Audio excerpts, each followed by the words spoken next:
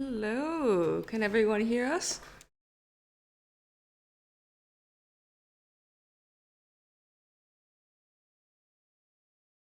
I'm going to assume that is a yes.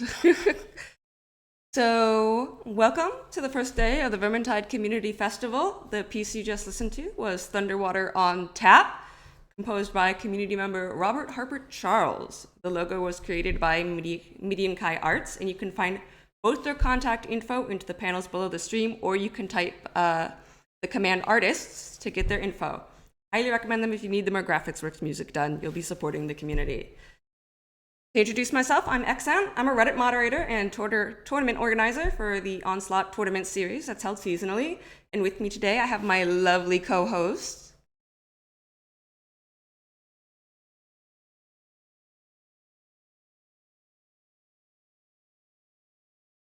We're also super privileged to have with us today to help us kick off the festival is Fatshark's very own UI developer. Do we not have sound? They said they can't hear you. Oh my goodness. Wow. Let's see. Interesting. I do. Oh my god. If something can go wrong, they will. It will. Yeah, exactly. It seems that the browser setting is not listed as capture method. Oh my gosh. Aha, got it. Does this work? Can you hear us now? Can you all hear us? Does it work? Now you can't see. Lovely. Oh my gosh. OBS. If it's one thing, it's going to be another. We'll be right back, I guess. Oh my goodness.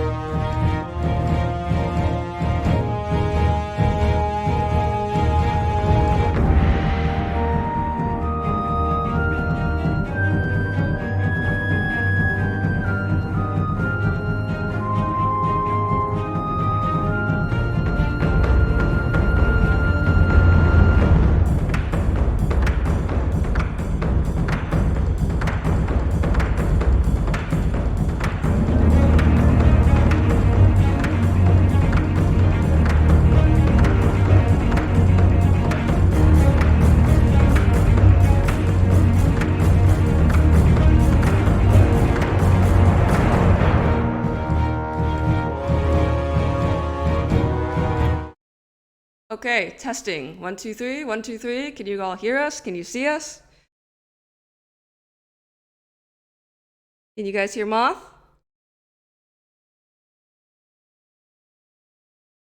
Only see, can't hear the others. Why?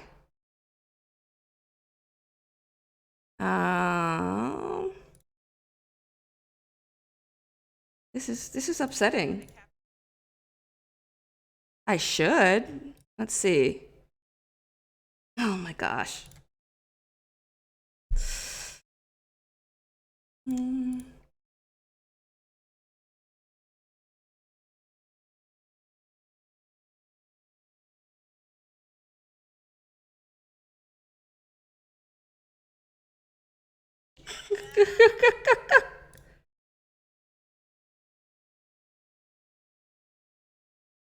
New audio phone capture, headphone capture? I don't think there is a headphone capture. New audio output capture. Aha! Let's do this.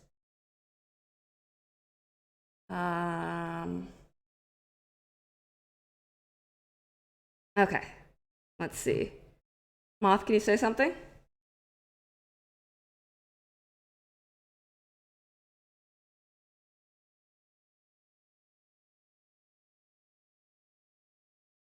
They don't hear us, and I don't know why. Moth, help me. It's the desktop audio doesn't have any. Yeah, the desktop audio doesn't like have any sound coming out of it, and I have no idea. Uh, oh my gosh, this is why I don't set up streams. Okay, let's see. Desktop audio. Okay, try again. Hello? Aha! I got it. Okay. Okay. Yay. All right, let's start over. Okay. Can you hear us? Can you see us? Does it work? This is why I set things on fire. I don't create things, okay? So, Moth, I'm here with my lovely co-host. Hi, I'm Moth. I am a Vermintide cosplayer, streamer, fan artist, toxic elf main, and I have a voice now. And with us today, we are super privileged to have with us tonight to kick off the festival, Fat Shark's very own UI developer, Manny. Manny, for those of you watching that might not know who you are, give us a brief introduction of who you are and how you started work at Fat Shark, because your story is pretty interesting. Oh my gosh, Manny. Now we don't hear your voice. I hear his voice. I don't. Okay, got it. I got you. Am I? Nope, you're good. I can hear you now. Okay. We've been working from home for a year now, and I still forget to mute myself on our daily stand-ups. Hi, everyone. Yeah, the privilege is mine to be here invited to kick off the festival. Super exciting stuff. And yeah, I'm currently working as a UI developer for Vermintide. I'm a player turned modder turned developer. So it's been quite a journey for me. Lately, I've been working on double money. Oh no, they can hear me twice now. Oh my goodness. Twice That's because me. the desktop audio now works. Now try. Like magic, desktop audio works. Okay. Okay, this should work. Yeah. Okay. So lately, I've been working on the new Chaos Wastes update that probably everyone knows is coming this Tuesday. Super exciting, for completely free. So yeah, it's been quite a journey. Oh, how long have you been playing Vermintide 1? Because that's where you started. Yeah, I started playing Vermintide like in 2017, I think, or 18, around that dates. And some friends got me into it, and I remember looking at it and saying, "Wow, this is just a ripoff, a really lame ripoff of Left 4 Dead. Who would play this?" But then I actually got to play it with them, and I was like, "Wow, the game is so much fun. There's like so much depth to the combat. It's you can there's so much to learn, and it's really well made." So I started really getting into it, and like doing the journey from difficulty, going to the next difficulty. Wow, like with my friends, like, "Wow, man, I just beat a map on Nightmare. Isn't that cool?" Until yeah, until yeah. I'm sorry, I might get a bit giddy in front of the camera sometimes. But yeah, I got super into it and started just modding it, doing like little things just to play around. You still play, don't you? Yeah, I do play from time to time. There's still a big community around it. Vernon Kuhn, who I think should be around in one of these following days, is managing a Steam group that it would be really cool if it was linked in chat. If someone has it around, it's there's still a really big community around it of players playing it, I guess. Yes. So yeah, there's still if you want to play, jump in, hop and play. There's a lot of players there that are popping, and super friendly people who are like super willing to teach you the ropes. It's a bit smaller right now since a lot of people have moved into Vermintide 2, and Vermintide 2 is that big thing, but it's a change of pace. So it's fun if you want to experience something like Vermintide 2. If you yearn a bit for more, you can actually go back and see what started it. That's really awesome. You are living the dream, being the fan, and now working here, now working there. All right, so we have a really cool schedule planned for tonight, and that will give you all a brief into Vermintide 1. So I'm going to let Moth handle this because she is clearly the superior hero selection, being an elf. Moth? Yeah, we Take have it away. lots of exciting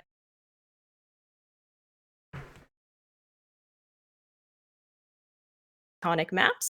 We have discussions of gameplay differences between the two titles, a community member panel to see what's going on with the game presently, a giveaway of some Steam product keys at the end of today's stream. And before we get into all of that, we are going to have a chat with beloved Fat Shark community manager Hedge.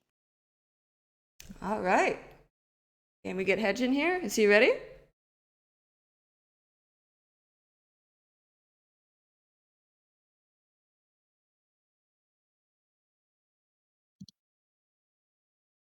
Let's see. Move to Podcasters. All right. Hello, Hedge. You are Hello. a green My screen. my camera's off. What happened? Ah, just you get pulled out and it turns your camera off. Apparently. So it's good to see you again. I know we just spoke, I don't know, 5 minutes ago. So for viewers who might know who you are, give us a brief introduction. Can we get a scene change, Excellent? Scene change? I'm sorry? You're still showing the I schedule. am still showing this. Look, I blow things up. I don't know technology. So give us a brief overview of who you are and what you do at Fat Shark. So my name's Hedge, or Leo. I'm the community manager at Fat Shark. I've been with the company now for 5 years and 1 month, I believe. So I started just after the launch of Vermintide 1. They didn't have a community manager at the time, so they looked for one and found me, for good or bad. Who knows? Time will tell. But yeah, that's who I am. So, how did you get started as community manager? What drew you to it, and what drew you to Fat Shark in particular? Sure. So I sort of fell upwards into community management. I mean, growing up, I've always played video games, and as soon as the advent of the internet came around, I'd been sort of trying to harbour communities for the games that I'd been interested in. I joined Blizzard Entertainment in 2006 on the World of Warcraft project through customer service because I'm not a coder, I'm not a programmer, I don't have any of those sort of hard skills that you'd have to get into games. So from there, I just worked hard at that job and sort of built up a personality that sort of afforded me the luxury of joining their community management team. You know, you work in a company like that, and you're a small cog in a big machine. And I wanted to have a little bit more influence, I suppose, over the games that I worked with. And coming across Fat Shark, looking for someone to join their ranks in a sort of community aspect. It's a brand I'm interested in. You know, I grew up watching, not so much playing Warhammer, but watching my big brother play a lot of Warhammer tabletop and painting miniatures, and me destroying his miniatures by trying to paint them myself. It just seemed like a great fit, so I applied, and here I am to this day. It's super cool. It's exciting stuff. So there are a number of misconceptions out there about what it is you actually do as a community manager. What does a typical day for you look like? And do you feel that day differs from, say, a AAA game studio? Yeah, for sure. I mean, like I was saying, in a much larger studio, you're a small cog in a big machine. You typically are more specialized, and you'll have your daily duties will be around the thing that you're assigned to, or that you opt into, I suppose. So whether that's communication or strategy or planning, the more marketing side of things. So yeah, in a AAA studio, you're kind of more pigeonholed into a certain regime and a certain flow. But somewhere like Fat Shark, I'm the only community manager they have, at least at this time. So you kind of have to wear an awful lot of hats, and that has the compromise, I guess, of not being able to attend to those different hats to the same sort of capacity you would when it's split amongst multiple people. But it has its own charm, and you learn a lot more skills than you would otherwise, and you kind of grow as a person from doing that. It's much more stressful, I'll admit, I'll be the first to put my hand up and say it's hard work. But I guess a typical day for me is first checking every notification that I have as best I can and sort of attending with it. And that's anything from emails, Discords, internal Slack communications, Facebook messages, Twitters, all sorts. And that can really consume your kind of morning. And from there, the day can vary. It depends on what hat you're wearing that day and what hat you need to wear. So if you're planning for an upcoming project or an upcoming product, then that's the hat for that day. Other days it will be, working with fine folks like yourself to try and figure out how we can best support these sorts of things. And I know we could do better at it for sure. But yeah, it depends. Like every day is kind of different, a different flavor and a different texture, as it were. What was it like for you coming into the Vermintide project? Because I know you came right in the middle of it. So what's changed from then to now? And how has managing the community kind of become a different task for you? It's a good question. I mean, coming in, I didn't really know what to expect. Like the game had already shipped, it had been a success. But there wasn't anyone to sort of pick up the reins from them. There wasn't any previous work done that I could sort of pick up and sort of try and run on with or improve on or grow from. So it's been just trying to figure out really how best I'm positioned to sort of build up those channels between the team making the game and all of the people playing it, and sort of best serve both parties really. Like as a community manager, you're the voice of two different groups. You're the voice of the game or the voice of the studio, and you're also the voice of the players to the studio. And yeah, it can be pretty daunting, but you kind of got to get to know how the team works. I guess that's one of the biggest things, is understanding what the team can do and what they want to hear from you and how they want to hear it. And from the sort of player's perspective, it's like how can we communicate with these guys? What are the best ways to do that? What are the clearest ways to do that? And it's never something you're perfect at, and it's definitely not something you can nail out the door, but you have to just kind of pick it up and evolve it over time. As Eric says, I message him an awful lot. Yeah, he gets harassed, but rightfully so. He's QA, so that happens. So, Vermintide 1 has been fairly self-managed by the community since the release of Vermintide 2. Is that something that Fat Shark hopes to continue supporting? Yeah, for sure. I mean, Vermintide 1 holds a really special place in our hearts. It took us out of the small stream into the mainstream, and people really latched onto the game. And it's not something we would just want to leave behind. Events like this,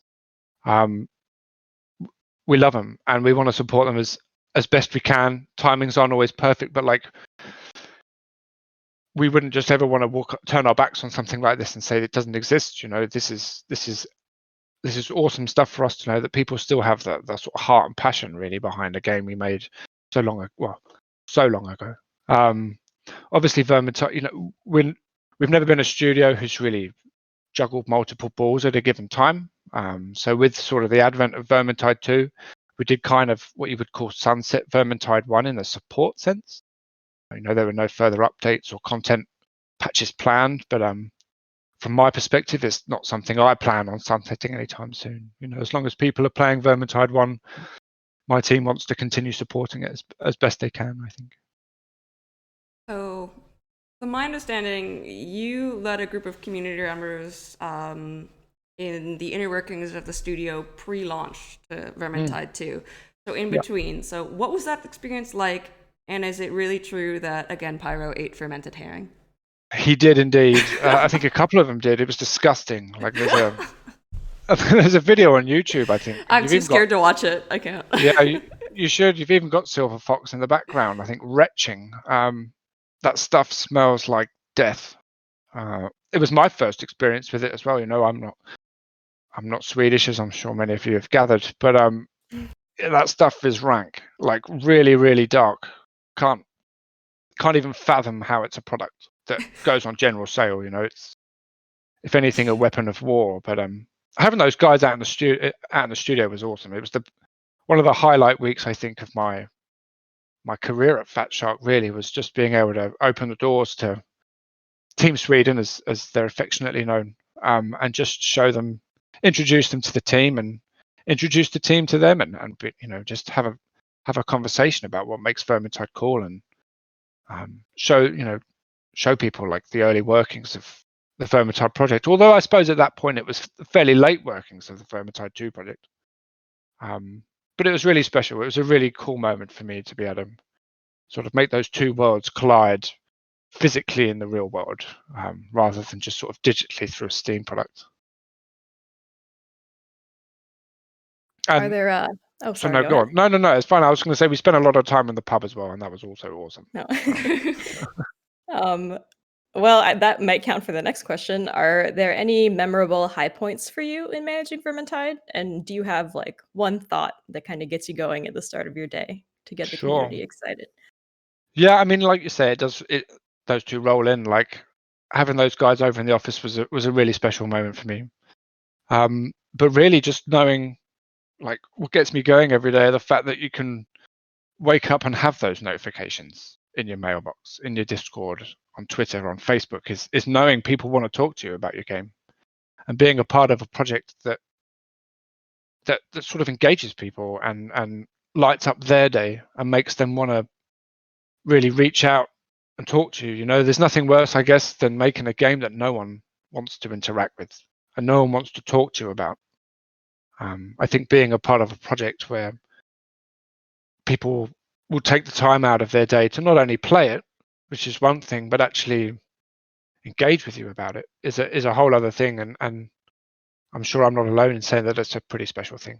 I think it's a lot of what keeps most devs going every day is knowing they're making stuff and creating stuff that people want to play with, and like waste their spare time doing, because there's so many things you can be doing in your spare time, whether it's drawing or driving or making music or playing any of the other thousands and thousands of games on Steam or Origin or Battle.net or wherever. They're coming to your game and they want to talk to you about it, and that makes me wake up every day. That, other than my alarm, that's what keeps me going.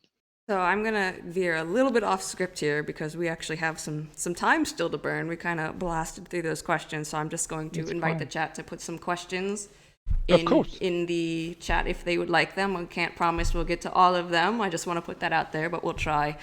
So I'm gonna try not to ask you super loaded questions, but there was a question in the chat of what do you mean by, if so long as there's people playing Vermintide 1, we're going to continue supporting it? What constitutes support? If people are logging in, all it takes is a party of 4, right, to get a run going. And if people are talking about it, communicating about it, the veracity of it doesn't really make sense. But I'm not gonna stop reading the forums until people stop posting there. It's just not how I work, at least. And the support will be there from when it comes to putting up announcements for events like this. If as long as there is an interest and as long as there is an audience, we're not just going to turn our backs. Like I say, the project is a special one for us. It really is. I can't say it enough. It put us on the map, I think, as a studio. Until then, we were sort of the sort of cute indie dev that just hadn't really done anything, I guess, that sort of really reached people, and Vermintide was the one that did. So we're not I couldn't put a number on it. It's hard to quantify really what counts as an audience, but there's still an audience, and here we are celebrating it today. So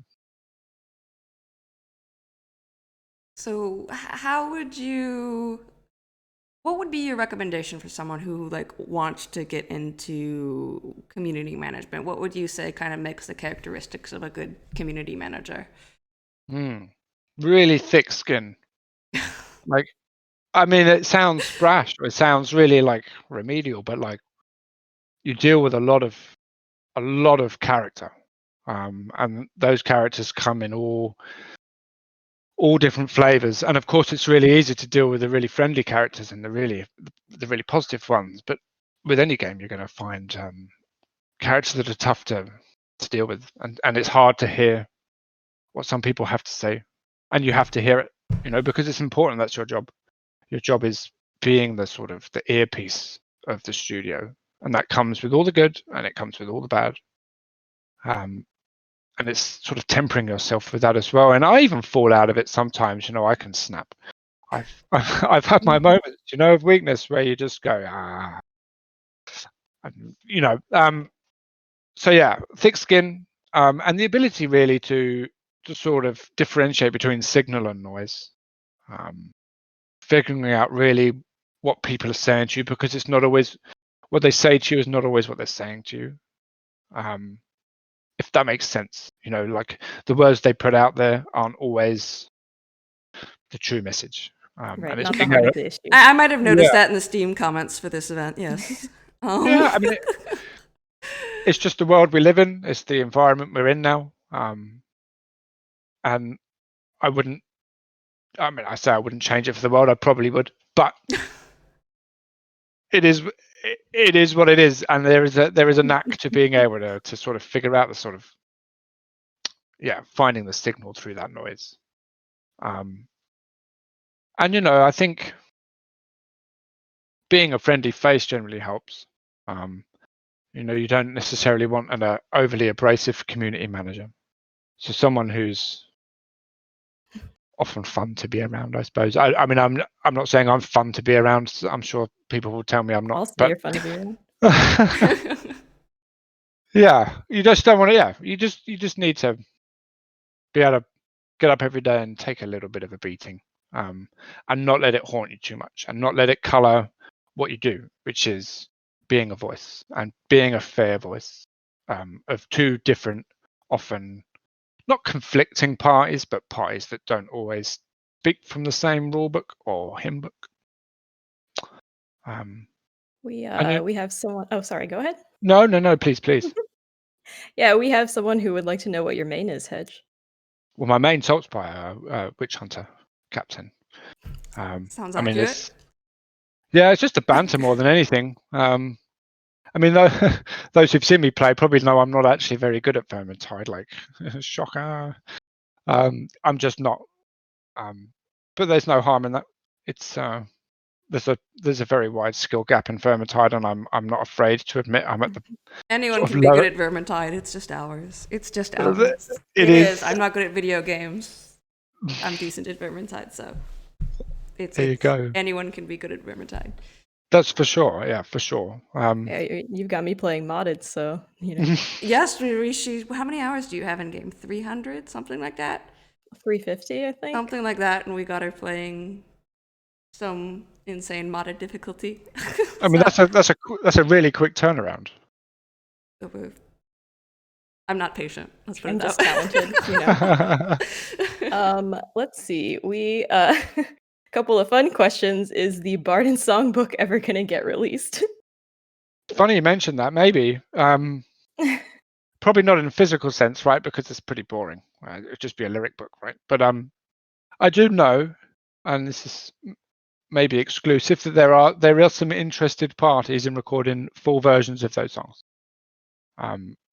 That's not a promise that it'll happen, but just know that those who got involved in the April Fool's songbook really want to actually go the next step and record full versions of those tracks.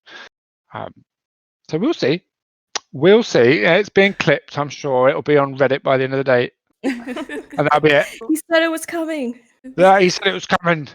Another broken promise. Let's see. This is related to what we were talking about earlier, but someone, Rijin, would like to know what is Fat Shark's stance on end of life for their products? Is there a plan for that eventuality or?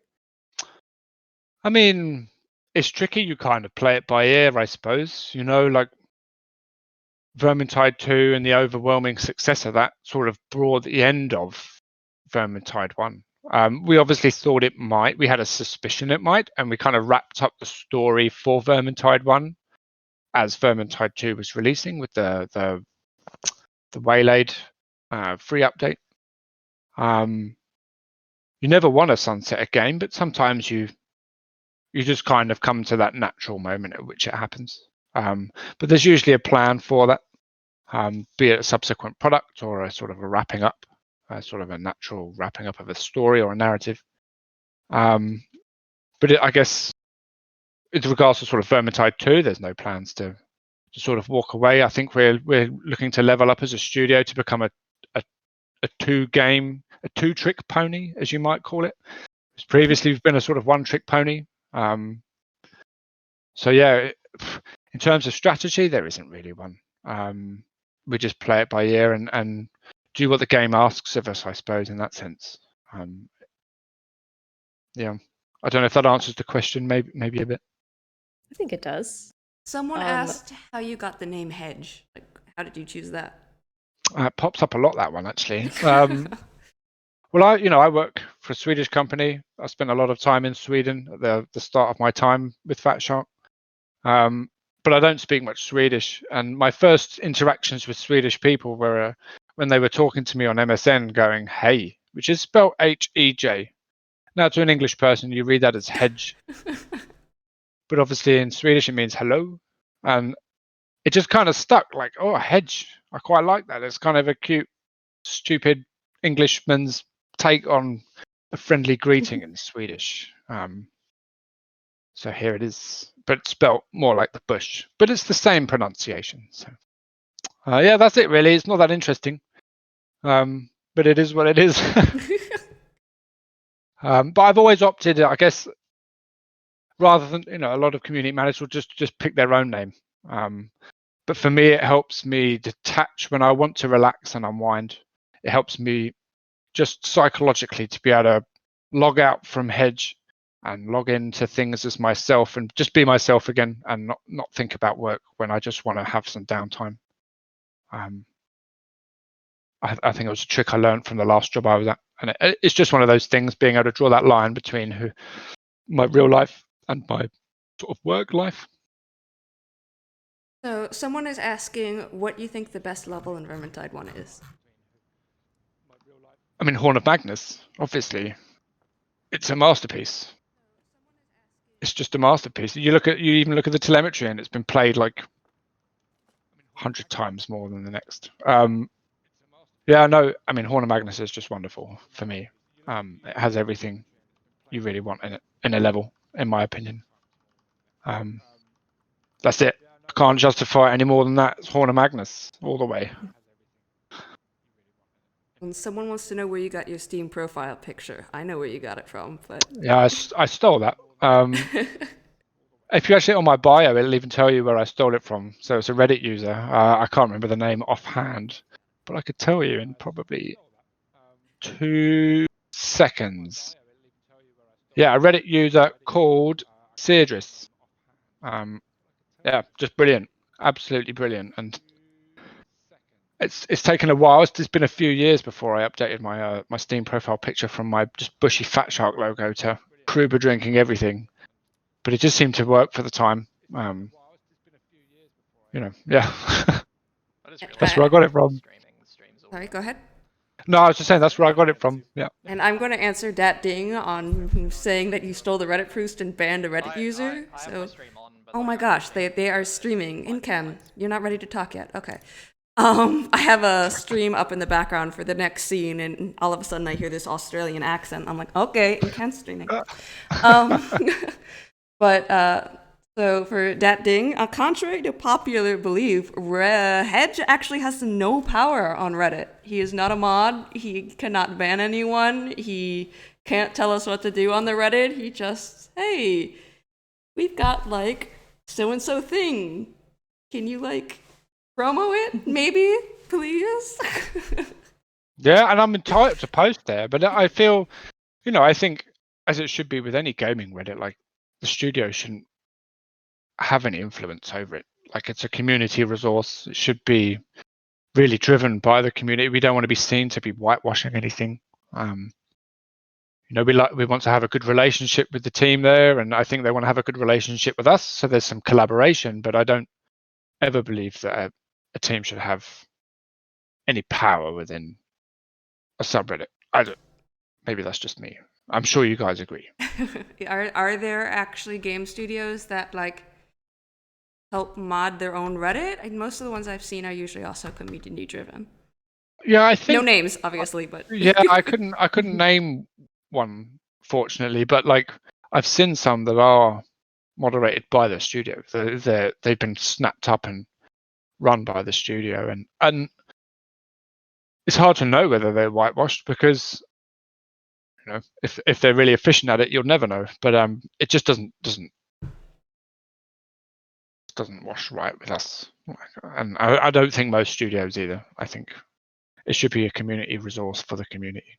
I think that's important. We've had several questions about if there are any details that you can give about future careers or verses. And I know that those are updates on those are scant, but if there's anything you would like to share.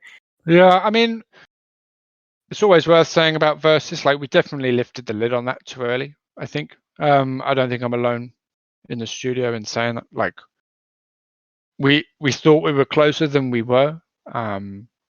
You show it to people and you're like, okay, we're a bit further away than we thought we were. And we've got other stuff that's sort of more important to the core ethos of Vermintide, the sort of co-op stuff that we really want to get out there first. So we're still working on verses and still chipping away at it, but it's not round the corner, so to speak. It's not the next turn we're going to make. Those are probably looking more like careers that I'm not quite willing to talk about yet. But like we know why people are in the game, and that's right now they're there for the co-op, and that's really the stuff we're looking at next. But Versus isn't canned by any means, and it's certainly not a counciled project, but it's just not on the forefront. all right. I think that answers both questions in a roundabout way. Yeah. So we're kind of getting to the end of your time slot here. So I'm going to kind of ask this overarching question, and you can go as long form as you want. Where do you feel or hope that the community is going to go in the future, whether that's for Vermintide 1, Vermintide 2, or moving on to Darktide? Sure. I mean, I like to think that there's quite a large crossover between the communities, and that will continue through to Darktide. Like, flavor of the games is largely the same. Obviously, there's a bit more mass appeal for, I think, Vermintide 2, and most likely for Darktide. Sorry.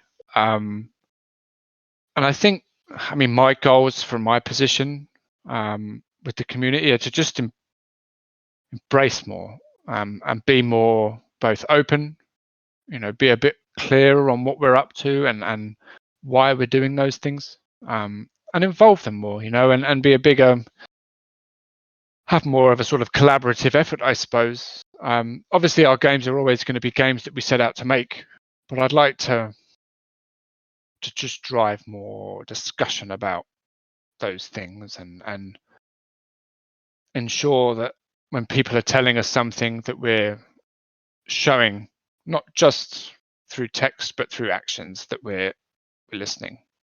And it doesn't mean that everything that everyone asks for will be done or changed or fixed or updated, but I want us to do better at that.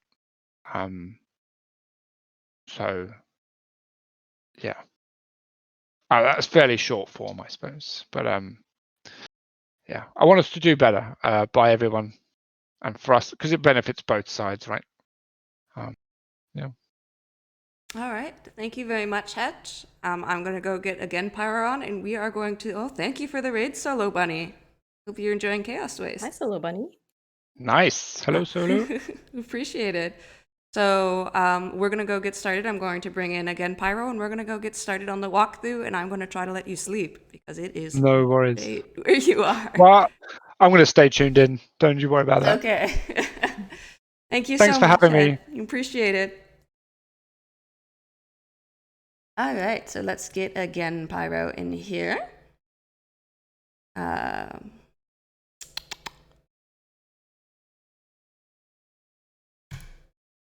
right. Hi, Pyro. Hello, hello. Hi, long time no see. I haven't seen you since Winds of Magic. That is correct. Yeah, I bought the DLC. I ran around the keep, and that was it. I was out.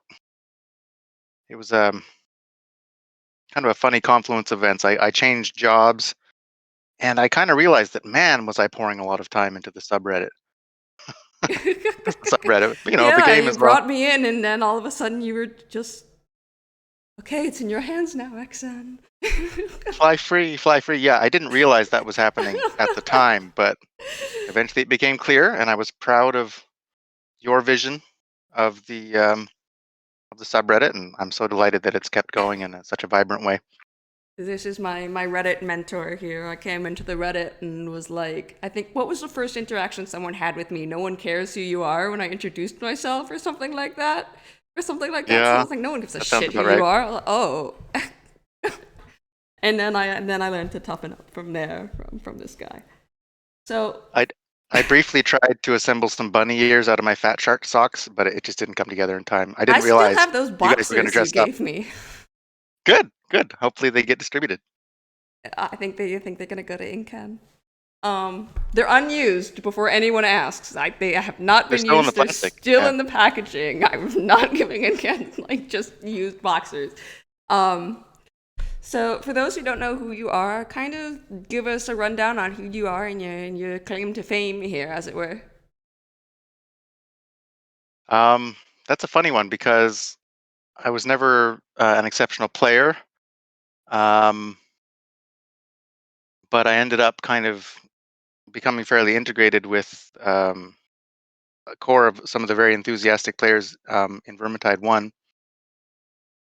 I remember JSAT was like, hey, I need some breathing person to come test the audio range of, gutter runners and pack masters. Get in here. I've got these mods. And that was how it started. It was just a warm body that could listen to things. And we started collaborating and investigating things and getting deeper into the game. And then when he was, going nuts with his true solo adventures, I dabbled in that as well. And the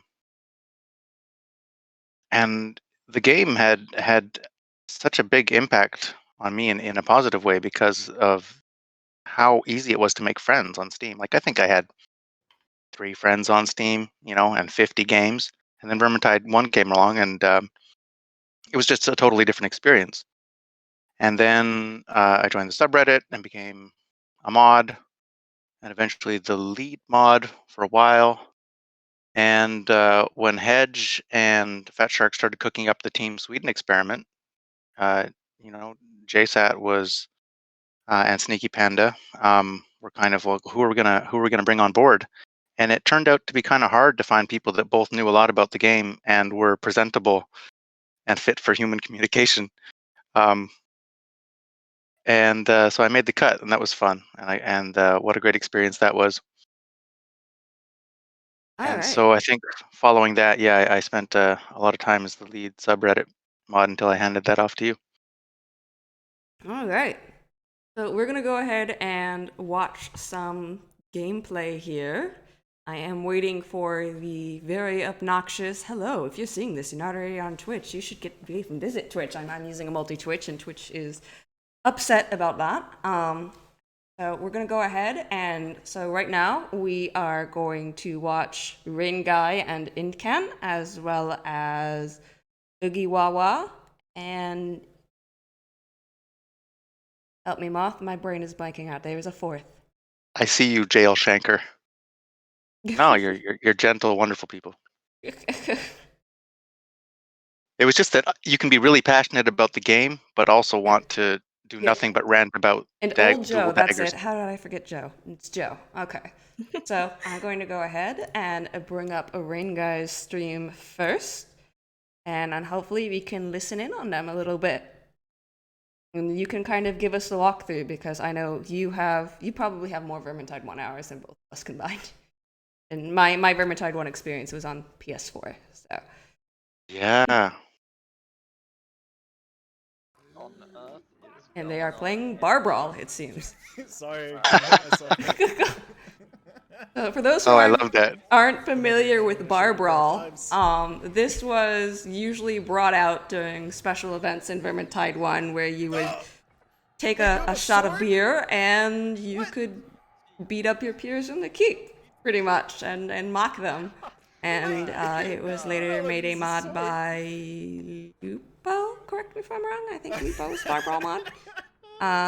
And so now you can play it whenever you want. Wait, yeah, wait. Give me a sec. One thing that I thought they did really well there was that it was like it It was a consent system, right? You have to take your tankard and now you're in. So you couldn't just beat up on randos in your lobby like, hey, this is funny. You had to take your beer and then get down with it. So Wait, there was like That- etiquette for it? I didn't do that. All right. That sounds yeah. Well, Oh. that was the original implementation anyway. Oh, So you had to Good. All right. you had to so opt we're in gonna to a brawl.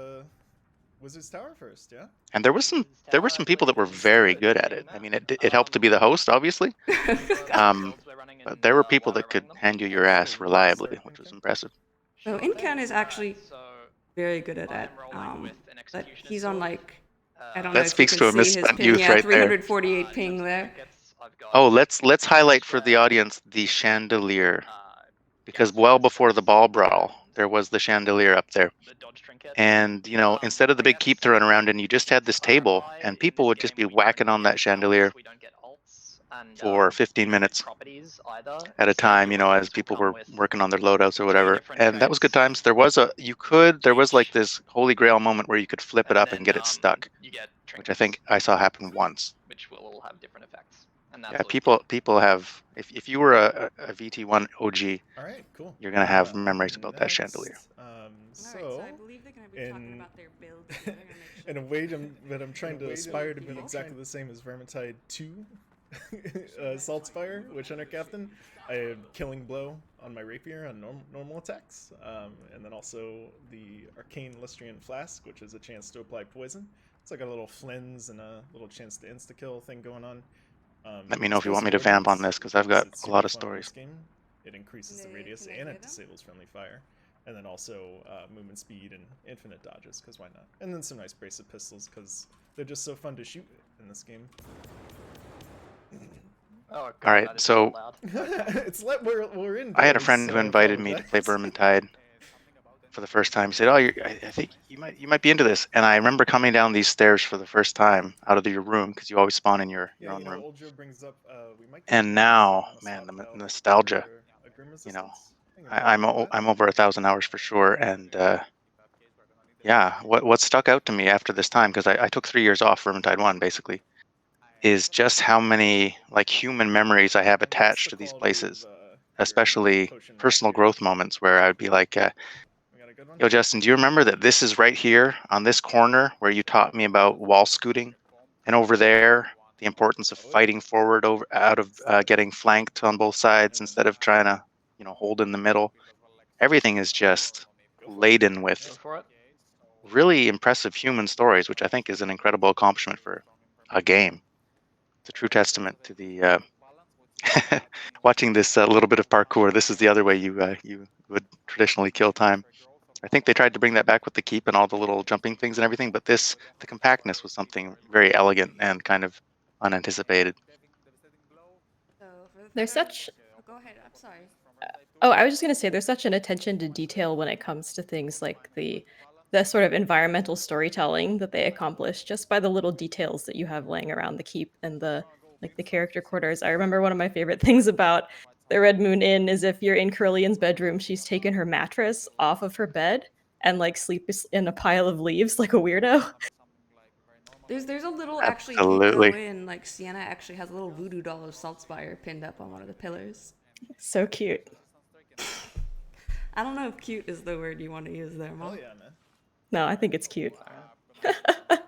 Oh, I He just believe doesn't know how to they express have his it feelings. manually. Yeah, it looks like Old Joe's got something very similar. Old Joe, only person on the team bringing in a red.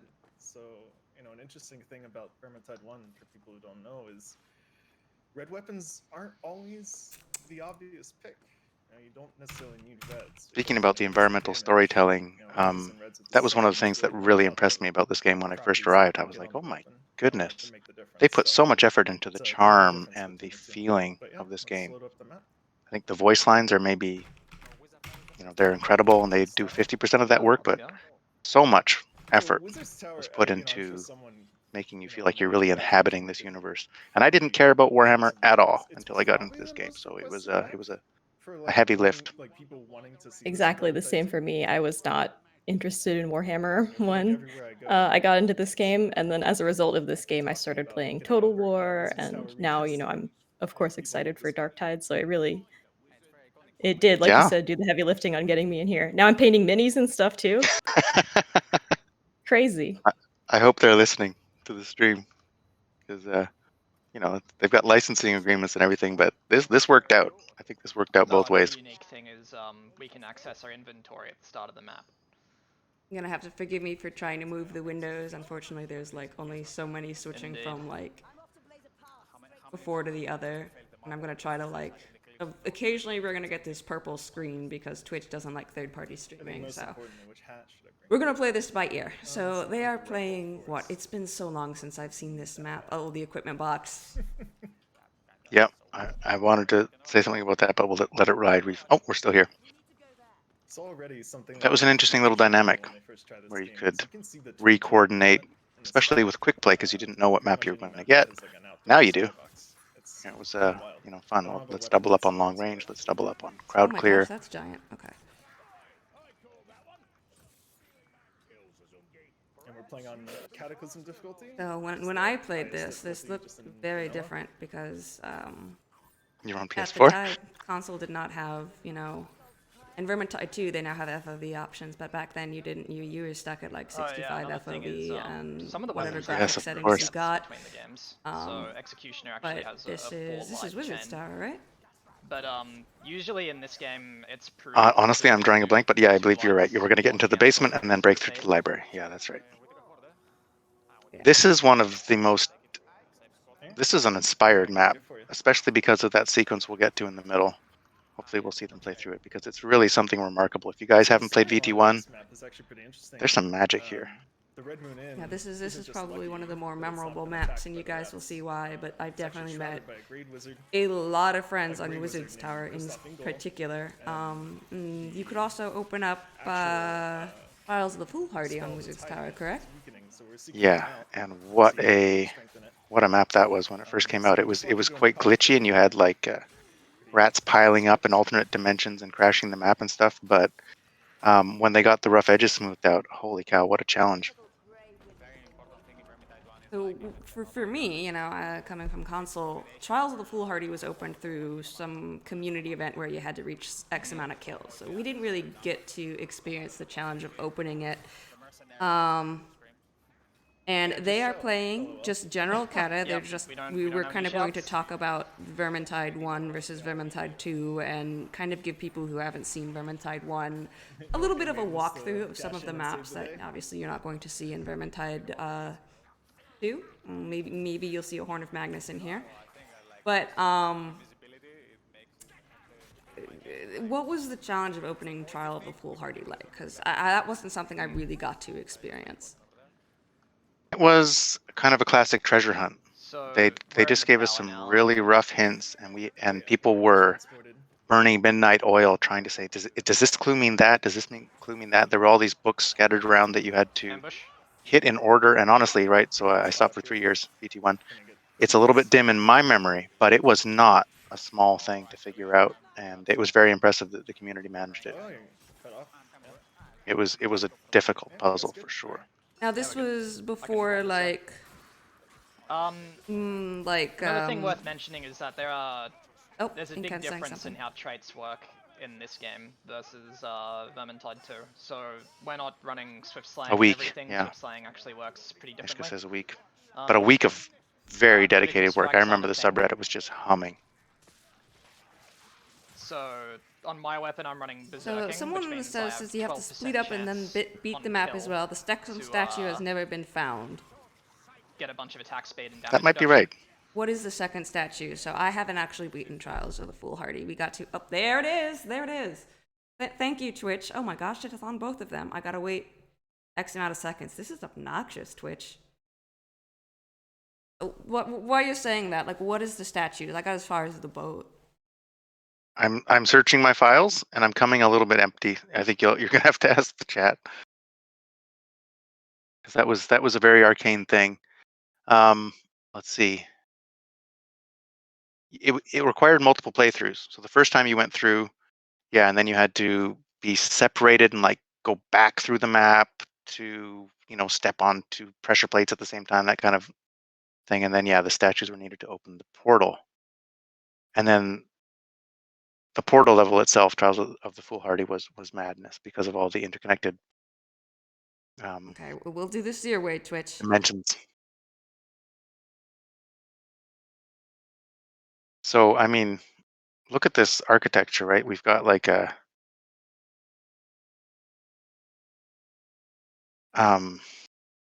Escherian library with gravity starting to warp here. It's getting a little bit weirder. We're not done yet. The non-Euclidean geometry map. Thank you. Yeah, that was what I was looking for.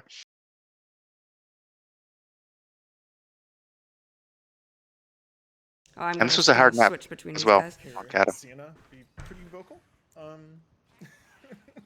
She all of the voice lines. There's So one thing that's really interesting to note about VT1 versus VT2 is there are no movement skills, right? No dashing, no invisibility, no charging, which means that if you are separated from your team, your ability to rejoin them is much more constrained. You can't run away and do little solo missions and come back as easily. So I think that forced a little tighter cooperation than you see in VT2 sometimes. But it also kind of constrained the shape of how you deal with hordes and everything else. So there was a reduced palette of options, I suppose. And yet the amount of techniques and strats, as we called them, and combinations of weapons that people worked out to deal with that was truly amazing. Oh, is it? Hold on. It didn't take a lot of variety to be very interesting. Now, you played both Vermintide 1 and 2, Let me know if that's too and loud. it's usually described that Vermintide 2 is the flashier game, while Vermintide 1 is much more mechanically inclined. What makes those differences I'll heal share real quick. the way they are? Like, how would you describe Vermintide 1 to someone who has never played Someone else Vermintide 1 can have the before tome, and 'cause I've is got coming heal from share. Vermintide 2? Yeah, that's a tough sell because it sounds like you're impoverishing your experience a little bit. One thing that's marvelous about Vermintide 2 is the scales of the maps and the vistas that you get and everything opening up. You can see that from limitations in the engine, all the Vermintide 1 maps feel tighter and squishier. You don't get kind of the incredible views that you see in Vermintide 2. But the mechanical part is that it's just very bread and butter. You need to have enough stamina to do this thing, or you need to have enough kill speed, or you need to hit enough percentage of your headshots to make it through this thing. And then the skill ceiling with that limited palette. I remember, so you start this game and everyone's talking about, you got to stick together, guys, stick together, guys. It's too dangerous to go alone. And then I remember coming on this very map to the set piece in the middle, and I met this guy named Grimalact, and he was on this map, and he was like, guys, don't do what I'm doing. I'm just kind of I'm a little bit bored and a bit of a moron. And he just took off like this ballerina of death. Okay, I I have think to, he I was have to Saltspire with the stop, falchion. cut you off here, because this is one of the cool things about Wizard's Tower. Yeah, So this let's is do like, it. this is This is the set piece I was Saltspire's mentioning. little. A torture chamber. It's what you want to see most. Burning at the stake in the center. Oh, this is Saltspire. Yeah. To have in your Wizard's Tower. And then And Cam, what do you Let's see if we'll get Ken those Gruber is gonna words see in the something middle. very different. A nice field. Yeah, I'm on a farm. Yeah, honestly, it took me like What? Where's 2 the months guy in the burning at game because I was stake? maining somebody and I didn't realize that I every like where player I am saw much something more than different. where you Oh, are. thank you for the switch. Okay. Well, So the same geometry mapped onto the different psyches of each of the That characters. does sound like Yes. home to me. That's a Old cool Joe move. is a dwarf. It's full of. And okay, people are asking, how do you pronounce the Last Stand DLC? Yeah. I don't even remember what it's called. Schlüsselschloss. Sorry. So, Oh, Shushuslash. Yeah. Doesn't Yeah. maybe the first time they Um, employed. Franz says it a all the few characters times, right? doing something Schlush, different, but schlush. it's a really, really cool effect. And unless That you was a play as funny thing too, community because member, Last Stand was you kind of don't a get to play as cul-de-sac. Thunder. You They had may some not have people been that were doing really this for a into very it, long time, and but other it's people kind of that the would dynamic rather they tear wanted their to teeth out. And then you had people that were only there for the achievements. But then it kind of had a bit of a renaissance at some point. Completed once. It was Assassin, I think interesting. it's looking for joy. So yeah, check this out. Right Like crazy. now we're back in Salty Land. I haven't It's a really little holdout played event. Saltspire too much on this level, Terror so event. this is a little bit Not new too to me. dissimilar. I was mostly a Waiting for Kruber and Dwarven Sienna to main, descend. so I'm I used to guess seeing this what downtime we can also talk Incan was about, seeing here, but Vermintide um, See how they're capturing, This like, is look like- at the difference. The hidden mood is down so the much road. more uh, sinister how they and come together the stakes to- feel higher, right? Carillian's Yeah. just cruise. enjoying And nature, the map that and you actually Saltspire's attack it on is tortured this and one, tormented different and map than the one filled with dealing with mysteries. punishment So and through a redemption. series of pressing switches and pulling levers and picking up a now statue. good work. why is you you know need I- different times of war aspect. Yes, why would only you Salt say is this. that Saltspire is doing a lot more block canceling? You know, because in Vermintide 1 you can just It was quite left click complicated. until your hand And hurts. even to this day, Thank you for the raid, 'cause I Moopshire. looked up recently, Appreciate it. to see if someone had a The very rapier, comprehensive guide, let's see and if I remember that correctly. it's actually The very hard to the find block a cancel full guide on how to essential do it element in and Vermintide see 1, what's if I've got together. this right, chat, please correct me. You know what? I Feeling remember rusty the first already. time that I saw the Steam Is Screen, just to reset the my combo. list, You I don't see want the to name, deal with which the means you the want to attacks complete the map. that I are was single like, what the target, fuck, what is that? What's that? because if you're clearing a horde, Yeah, it's called that's going to get you Battle hit. of Foolhardy. So you want to chain the attacks that sweep and can hit 2 or 3 targets, and if you do that right, then nothing can touch you. Yeah. Which was the I think, Grimlock on moment. the I just side saw over this there, guy the switches that you pull riding is actually right around riding this surfing wave of rats, just like foam on the Can't edge do of much curling just white doing that, water, but that's like what's he didn't have a going care on. in the world, and just headshot after headshot after headshot, nothing but headshots, and the entire horde just melted away. And Yeah, also was it a blew great my mind. version And of that was something that was amazing about Vermintide 1, is that the more you played it, the more you realized there was so much to master, which was so, which made it rich and rewarding. So these little bricks and stuff, that's the, Yeah, the interesting thing is the next step actually requires you to thought be that was part of the all the way trials. back in the map where we got the tome. So we're no going back there. Nice distance run. So I remember this area in particular they're coming up onto now. Now, Incan's going to have a delay because I feel I have to point it out because Vermintide 1 does rely a lot more on, timings and combos, and he is playing on 300 plus ping at the moment, so there's Oof. going to be some delay. So, and he's going to be playing None for Dwans me, tomorrow thanks, on I'm full. very hefty ping, On European 300? ping, so... This might use actually a But- Yeah, it's funny, but if people had really solid mechanics, it's almost like they didn't need to know what was actually happening 300 milliseconds ago. Mhm. They could lock it down, which is obviously what he's doing. But yeah, that's normal, So, though. Two known this regiments area from they're coming up here, I specifically remember this being a thing because Grove on the second um, is right ahead. I know that further up there's going to be this grim jump, and if you miss it, you fall back down here. And I have some clip somewhere of me screaming because I missed the jump and almost dying. But where they just left, that was you could get like a potential boss spawn there, and it was kind of a bit of a pain to deal with, wasn't it? In V2. I think the main boss spawn was right here, but you could get chased back into those tunnels, and then that's probably the wrong move. What would you say But is yeah. like the main strat with this level?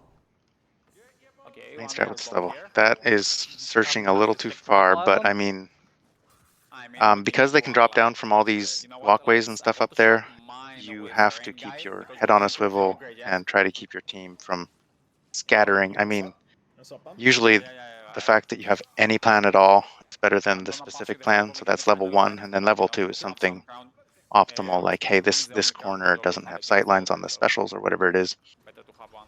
But they're 2 and 2, right? Classic robust arrangement.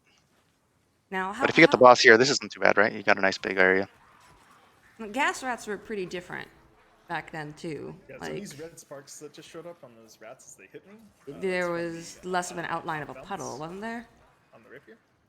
A little So bit enemies more take, dangerous, triple damage, if I'm right? recalling And they correctly. have I might those just red be sparks. really, Yeah, so too into Vermintide too. I So how thought is special they different? translated. How are specials different? Let's see. They're very similar. I know there was some strange growing pains with assassins in Vermintide 2, because they'd have those No- insta nothing wants pounces to with the target ledges and everything all that was attacking me. very frustrating. Yeah. There were also some weird Oh. gremlins that people discovered via true solos, where you'd have, special spawning without sounds that could really be frustrating if you put. Oh no! Connor? If you put 20 minutes into a true solo and then you get wiped from nowhere. But the classic specials were very similar. So Hardcore similar parkour? that if you knew how to time the pack master dodge in Vermintide 1, you were ready to go for Vermintide 2. I have long legs. The gas Funny rats, though, how on long Kata, legs if you helps. took one in the face, not just the edge of the cloud, that was it. You're done. You're down. And there was a trinket that helped you resist that, which was considered mandatory for Yeah, kind dude, we're of rich. getting into When we're Kata. rich. And then you got so good that you knew where the gas was going to go, so you just never got hit by it anymore. Balsamic spices? Question mark? I don't know. I just call it salad dressing. But Actually, do we go first for the Tom first and after for the Grim? Yeah, that's fine. oh, how wanna get in and was? Oh, I love this part where like everything's Sure. upside down. I remember getting so Yeah. lost when I played this for the first time. This is when it's like, oh man, the madness is getting intense. Can you imagine Oh yeah, what now, building that was like this whole level? Like, well, I hope someone from Fat Shark is listening, because I mean, yeah, this team that did this level really deserves Oh, yeah. kudos, Here, because what are we doing? it's very Strategy. imaginative, Let's it's go. fun to play, and memorable for sure. And especially that set piece in the middle, that was inspired. Yeah, here's the Grim.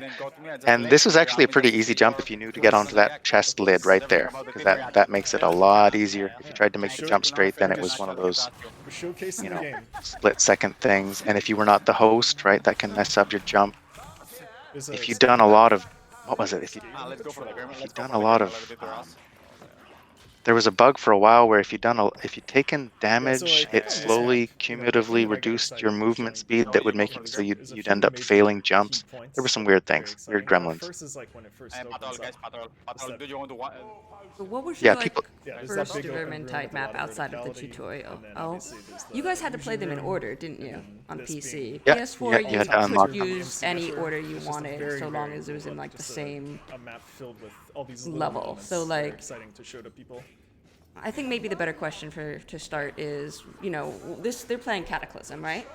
But how was Cataclysm A in the game when it first came out, and B, what were the modes? Like, we had Old habits, or is it new habits? recruit, Die veteran, hard, right? champion, legend, Cataclysm. What do you have in Vermintide? It takes a while. Vermintide 1. Get used to it, but you That's don't an excellent question that I'm blanking on.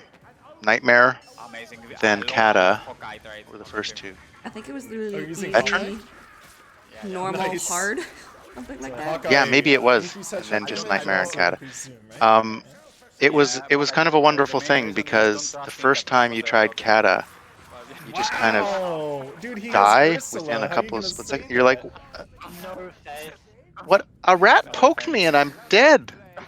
And you just don't understand, because it was so brutal. So, Because Christoph the in jump his from title Nightmare to says, Kata was like, being a gray wizard, like a master of six-fold jump in illusion, difficulty, so- whereas the jump from hard to Nightmare was like 1.5. So it was a real rite of passage, and some people just never were interested. It was just too humbling and humiliating. But if you were willing to stick with it and see kind of like, well, I made it 40 seconds instead of 5 before I went down in front of all my friends, it was really rewarding, because the only way to succeed on Kata was to be hyper aware of all these little rats, because killing a horde can be easy, but if you leave one rat and he stabs you in the back as you're running with no block, that's it. You're probably going down. And so you had to kind of embrace these principles of like housekeeping, right? It's more important to take care of your blind spots than it is to try and get all the kills, or to hustle to try and get that headshot on the special before someone else does. And then you got so good that you could do both those things at the same time. But it was a real learning journey. Oh, they're entering the finale here now. I know there's a couple of different strats you could do for the finale. So, kind of explain how you would approach this in pubs and how maybe a coordinated group would approach this finale that they're coming up on. Yeah, this is interesting. So you have these 4 little pillars, right? And the rats are going to come spilling out. And the idea is that the pillars are contributing to the power up of this magical illusion that's needed to protect the inn. And the main strat was sacrifice 3 of them and just protect 1. So here it is in this corner. This is usually the one that people protect. Sometimes you'd have people up higher so that they can kind of shoot down on specials.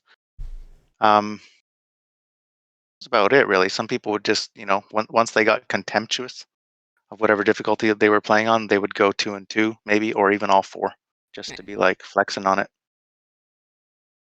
Now, there were Steam challenges associated with this, right? Yeah, there were. I've forgotten what they specifically were. It was probably something like keep all 4.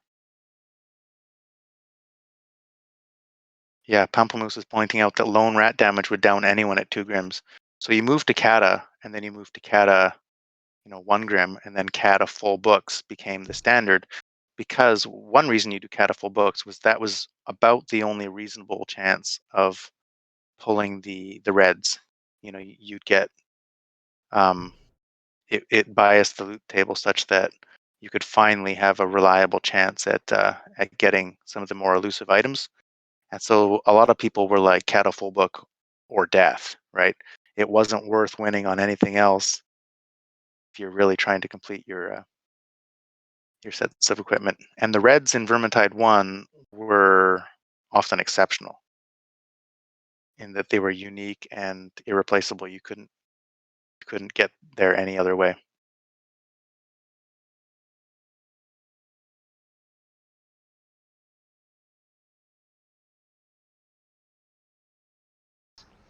This is not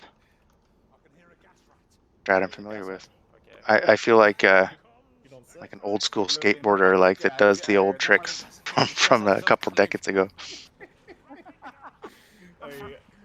So they drop down. I'm not sure how they're protecting Spire, maybe because the rats path to them preferentially before they go to the crystal thing.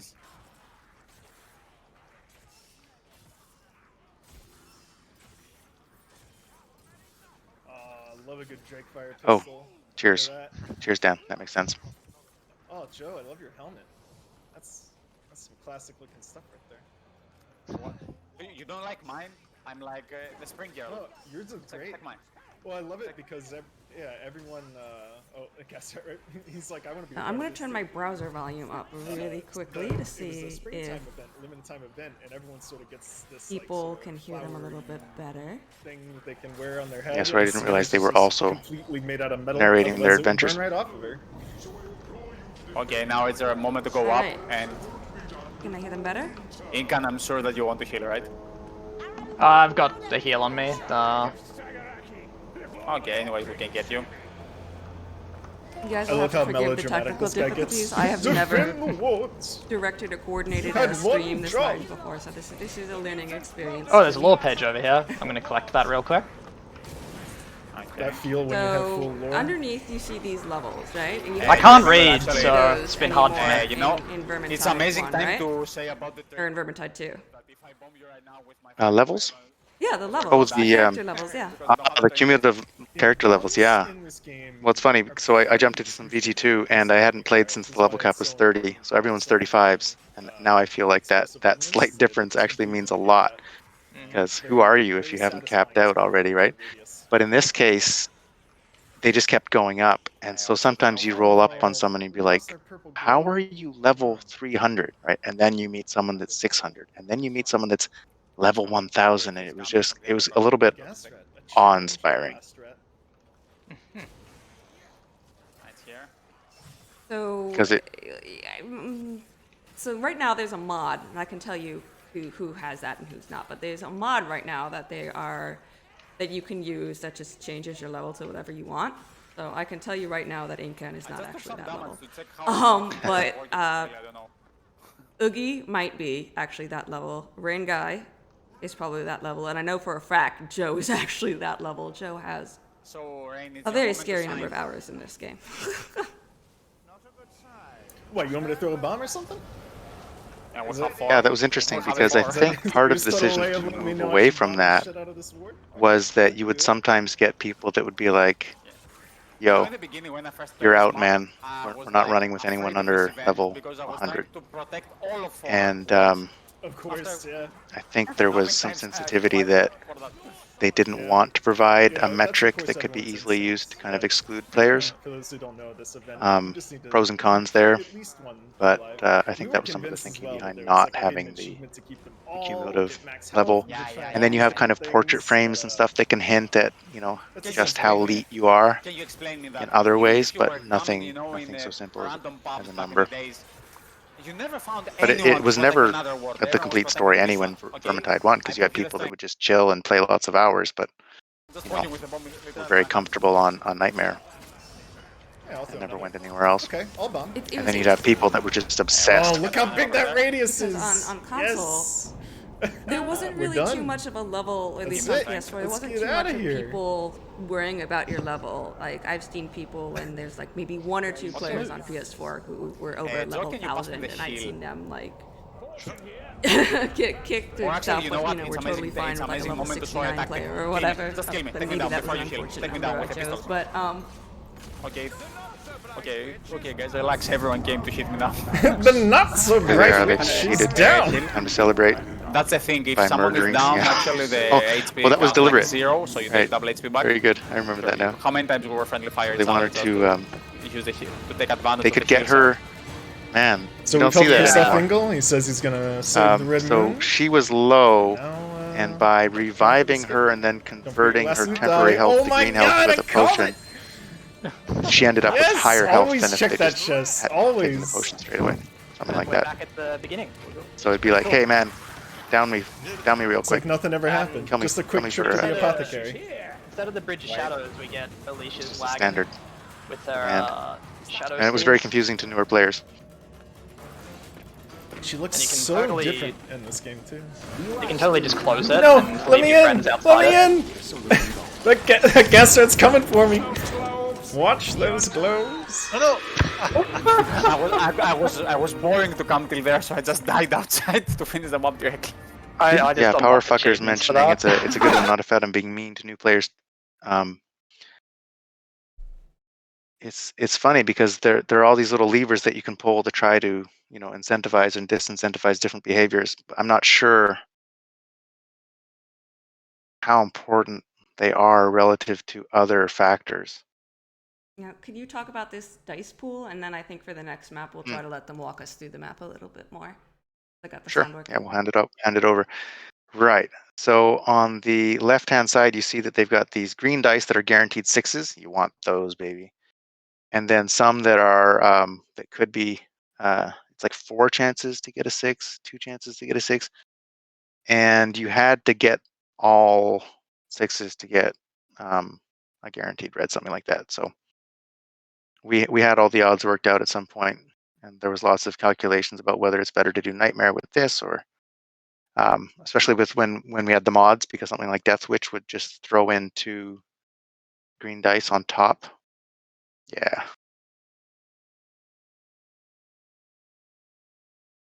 To retry the same map again. Or in this case, since we're gonna pick some specific maps, we're just gonna go right back to the inn. 20% chance to have a red at 6 successes on Cataclysm. Yeah.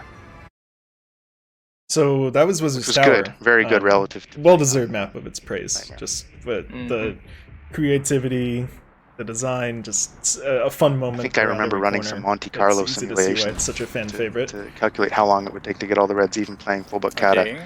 Who is up It was to a rotate long a little bit time. around about Fine. the next map? Find a rotate.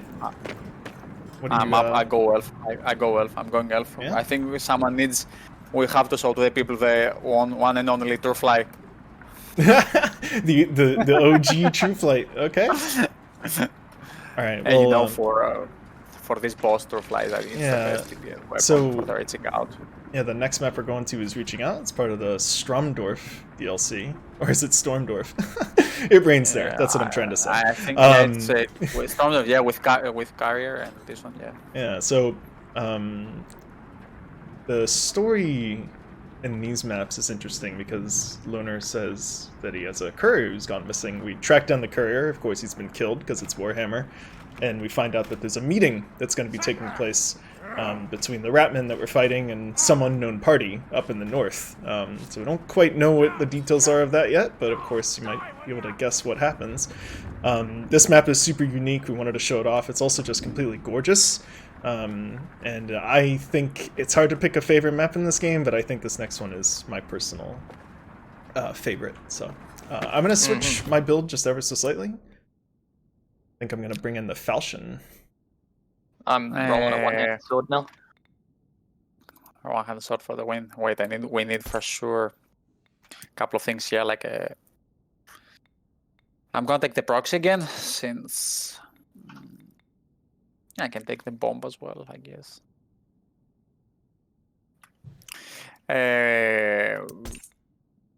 We'll have a Peter Turflight for the final boss. I'm gonna take the OP Turflight for this one, actually. The Very perfect nice. combination of it. Now, this map only has one Grim, so you don't necessarily need to have Grim resistance. You think it's good that actually Vermintide 1 some maps has like one Grim or like only 2 books? I don't know. Yeah, I mean, it's an interesting thing, right? Because, you know, part of the adventure of finding I'm gonna give Incan some just how time many there here. actually are, and You know, trying to figure out just how many the there thing actually with are. this, the thing with these DLC maps when they got released, it was with some unique items like the Red Executioner. How many times people were trying to get this Red Executioner out of this map? How many times? I remember myself, I ran it at least 100 times just like just to get this Red Executioner. Yeah, Just just like like this, Vermintide. the unique trade combination of it. Vermintide 2, you It's can expect. OP. Yeah. Vermintide 2, you can expect, you know, some weapons with each DLC. Same thing happened with V1, but some classic weapons that, you know, people are very familiar with, like the Executioner, weren't in the base game. They came later. But I am ready when you all. I was just looking at the bounty board. Yeah, I was just looking at the bounty board real quick. Actually, yeah, the quest board is big Yeah, thing. the crafting So system is different while as we well. are here, Incan just said bounty board. Can you explain what that is? Rain, just tell me your opinion about this. Bounty board, let's see. Oh, I think a lot of people talk about it. So oh my there were goodness. dailies. Oh, it's fantastic.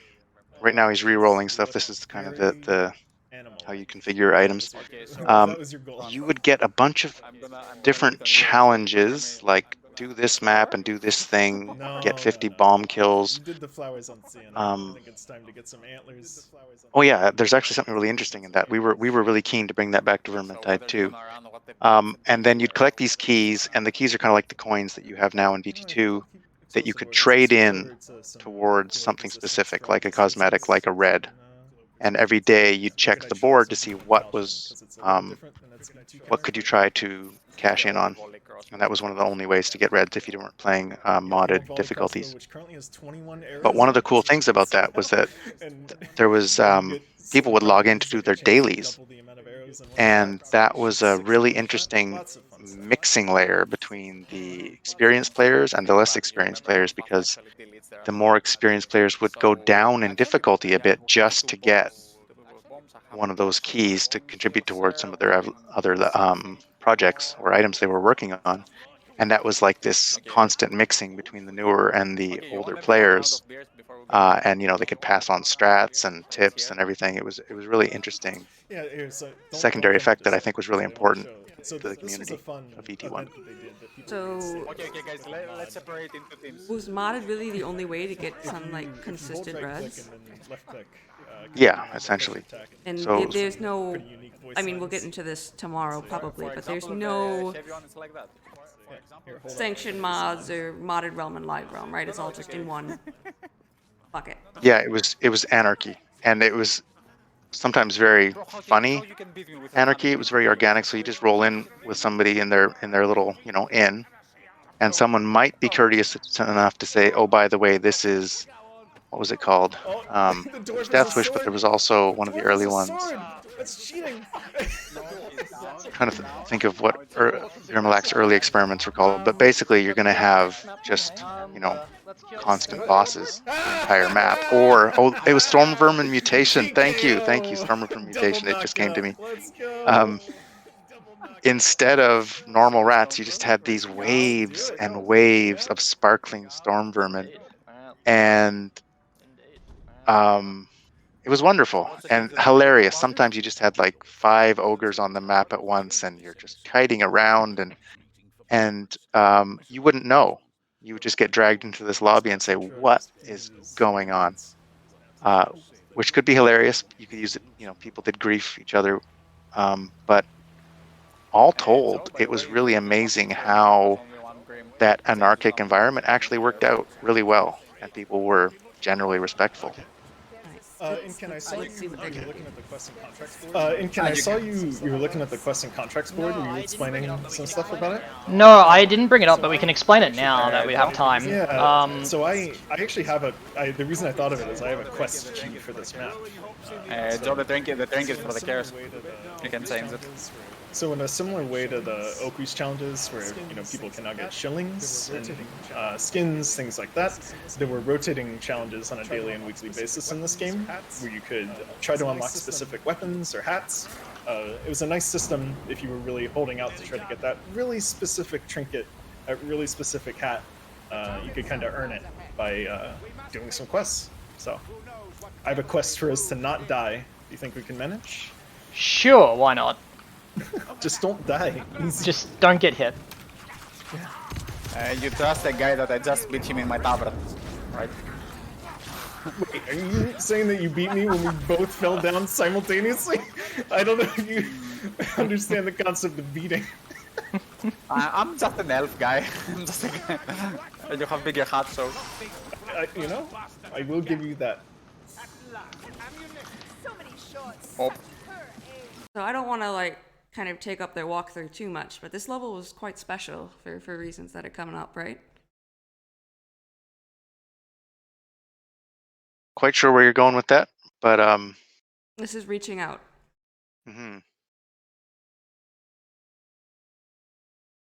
Oh, of course. Now I see The where you're light going bulb with went that. off. Yeah.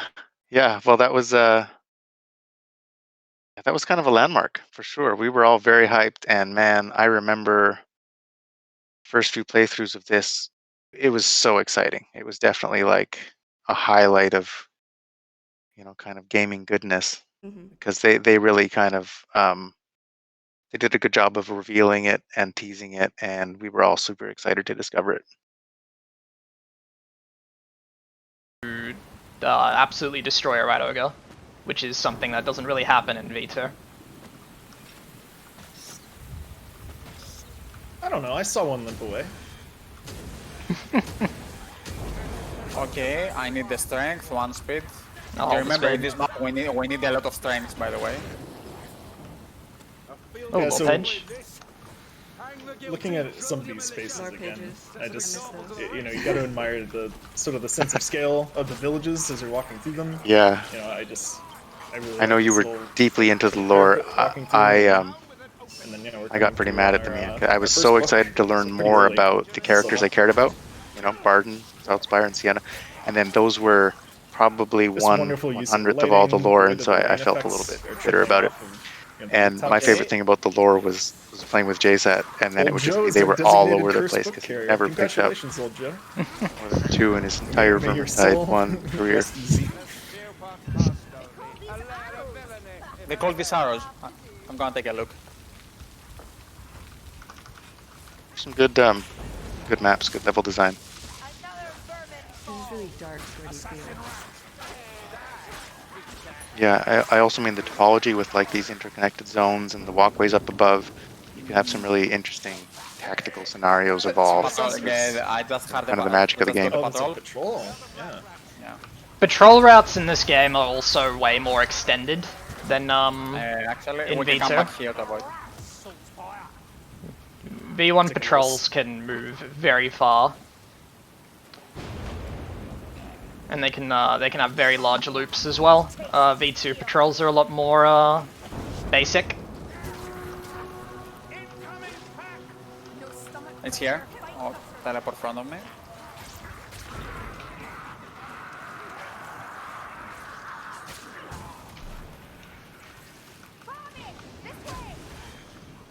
You know, I want to avoid it, not because I'm afraid of it, just I want to spare the strength. Yeah, no, I agree. If we can avoid it, we should. They're right there in the hallway. Assassin? Starbelly And then Geek is the lights are in the referencing middle. Sorcerer's Peak, which I don't want to butt in, but that deserves its own discussion. It's quite a fascinating map.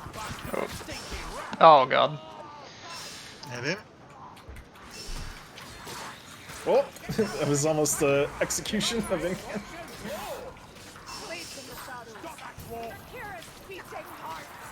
Okay, guys. Should move up the ladder. Yeah. Yeah. Pass me the heal. Actually, forget that. Just found a medical. Yeah. Just roll with that. Actually, you know what? I just took one Steam Tell from Vernon, and he just mentioned that she demands to see us fight the patrol. Demands. Like that. I want to see patrol go down. How many gifted subs on the Fight the Tide channel for that request? Apparently we got a sub. What am I? You know that I may by accident misclick with my Turfly right now. I see them. and buy 100 subs? Wow. I see one red outline over there. Did we found the red strength potion maybe inside here on the chest? Nope.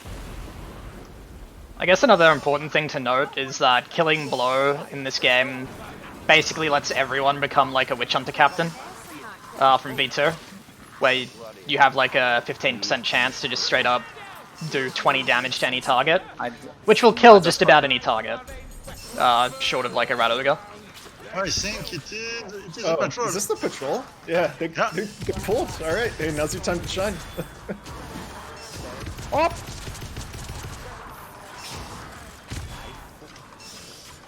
No, it's not the patrol. Just the 3 random rats. The repeater pistol had quite some punch on it in Vermintide 1, didn't it? Yeah, and people spent a lot of time crafting the exact item with the exact specs, right? You had to spend a lot of materials to optimize the rolls, but you could push it into some really impressive zones. Obviously, accuracy is still important. There were fewer weapons overall, I think. You know, like Yes, there were. so Less weapons. you spent more time kind of specializing them for different purposes and making do with what was there. Now, Incan mentioned haste. Can you explain what that is? Let me see. So just haste. Yeah. So that was just a attack speed bonus, but I'm blanking on how exactly that worked. Did you have to kill something to get haste? The whole system of trinkets to modify your stats was quite distinct from what we've got in Vermintide 2. It says haste is a % chance to proc on hit. Berserking was a % chance to proc on kill. Haste Yeah, was that's temporary right. infinite ammo and attack speed. Yeah, exactly. So people work these things out to a science. If you have infinite ammo and you've got the repeater, you know you've got some exciting stuff. The volley crossbow as well. Yeah, there's a lot of evolved tactical solutions via combining these effects. Some things were almost de rigueur, as I remember.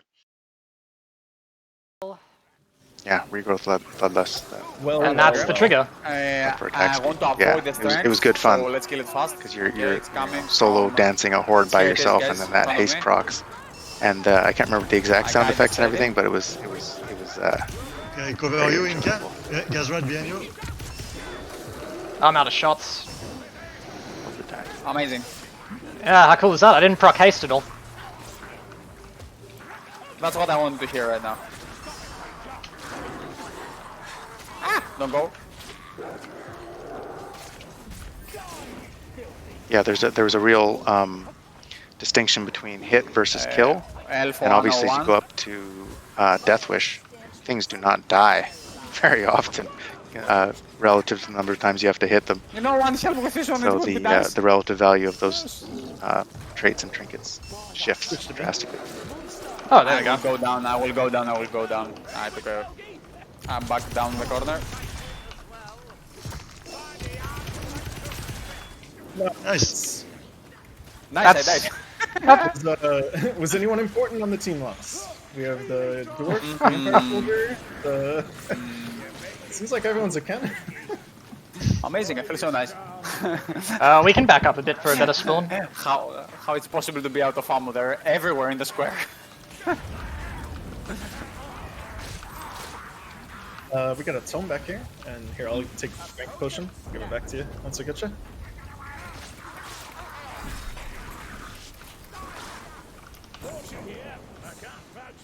Nah, we're good. Yeah, so some properties are also kind of bundled in together.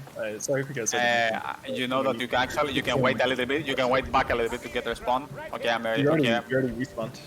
Okay. Did you check the boxes around the around the square everywhere? No, you didn't. No, you didn't. Come back. Come back. To a spawn point. There's exactly one below the tent. One box normally. We're all Your respawn we're all full up, is though. closer. Like Yeah, maybe push ammo. too fast. Yeah, exactly. Strength The, potion. the We respawn need strength. Yeah, I can swap location back. depends on your furthest. Yeah, so some of the properties like So what is it? Whenever the timer comes up, it calculates it based on where the furthest player is. Also improve your movement So if speed. you pulled back, So you could if you randomly see put someone it just into some sprinting territory back that's and already forth, been cleared instead of just proc having to those fight or your way something. through to get to them. Oh, you're gonna attack them.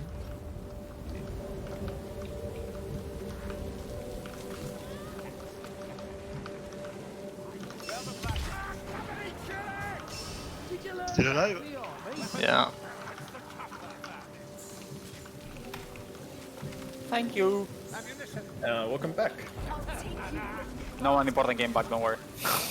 Yeah, I don't know if they can hear it, but that area, that market, Wait. there's that I go into the home. in playing music through the whole Exactly. I just opened the door. apocalypse, which is kind of Yeah. fun. Who's waiting for you? Ambush. Oh, yeah, I'm coming. I'll join you guys in the safety house.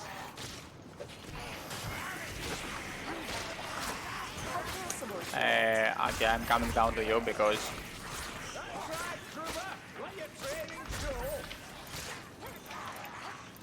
I think we're good.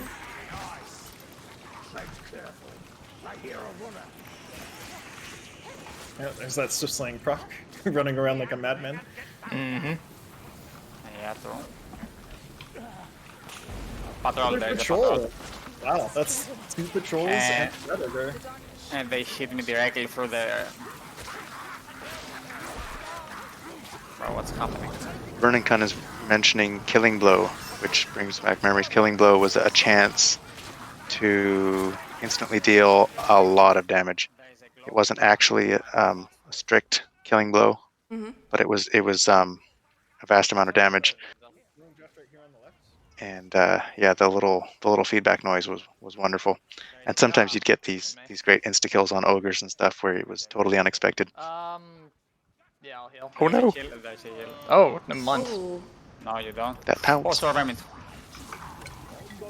I don't know how many times I go back Assassin to just chilling Vermintide into the 1 group. and I'll Down. be playing with Incan and my brain goes, just ult, so push them away from you. And there's Incan, did you he's like inspect Kruger, the you know, it's healing like graph shout. just to kind of There's show no people shout. on the stream? I don't know how clear it'll come through, but they have some I nice didn't know writing the on them. potions All had the labels potions, on them. little details. I got Okay. to check something. I don't think I did either. Is that a Maybe my- mod? I don't recall that. Maybe my graphics settings were too low. Nothing. Yeah, the items look a lot Thank different you, in this Llewellyn, game. yeah. Also, But only heroic killing blow you can just push with your healing draft on out. the bosses. Do you know the trinket's Killing name? blow The versus one that heroic makes killing it so blow. that blocking with a medkit is like better than So some I weapons? am going to switch over. I to forget which Rinzai trinket that is. As they approach But you the can basically finale. get like 3.5. And hopefully they can hear the music. And our last tome. Okay, Read let's up. go for the last one. Oh my god, I'm just losing my mind. Okay. Alright, here's the tannery. This is where the emissary is rumored to be.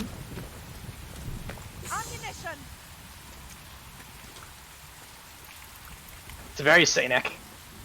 There's why am the only one without bomb? I feel kinda bad now. Do you want my bomb? You can have my bomb. No. You don't want my pity bomb? No, you're gonna die. I'm gonna take it from down. I see.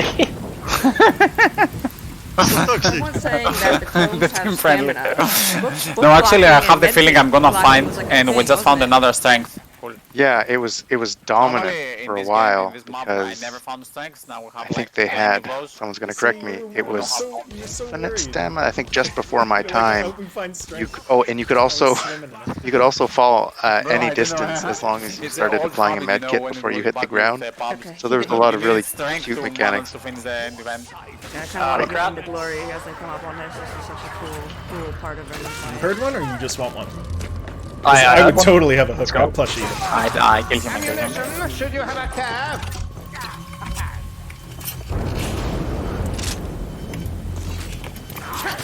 Some ammunition.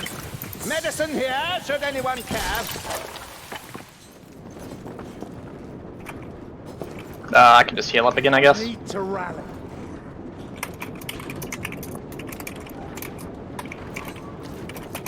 Okay, we're approaching the Supplies to The heal event? wounds here. Good luck, Charm. Let's go. Medical supplies here. Oh yeah. Someone else can top off, I guess. This will do our humors good. Got a few rats breaking in behind us. Look. Yeah, you can top off, Jeff. I just found the explosive one. Yeah. Oh, you got something, can you, Oogie? Switch up. I just got one explosive bomb. Here, though, we have a speed potion down here. Cool. See if we need it. Alright. I'm gonna proxy directly. If someone can pass me directly the next strength, be ready for the event. Shall I do the honors? Do the honors, my friend. Alright, I can't read, but You can't read in this game. You learn by the second one.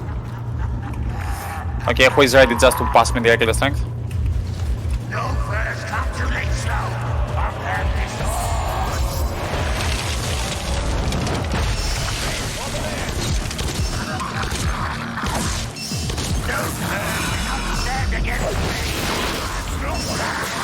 I need a strength potion. I got you.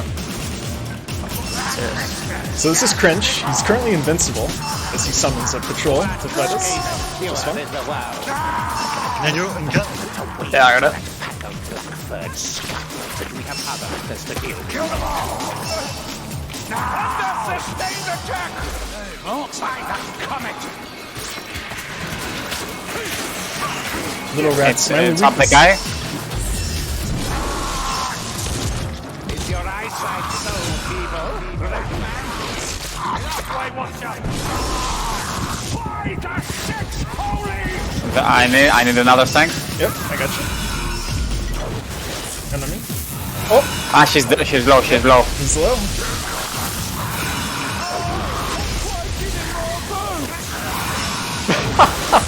That line. It's such a good one.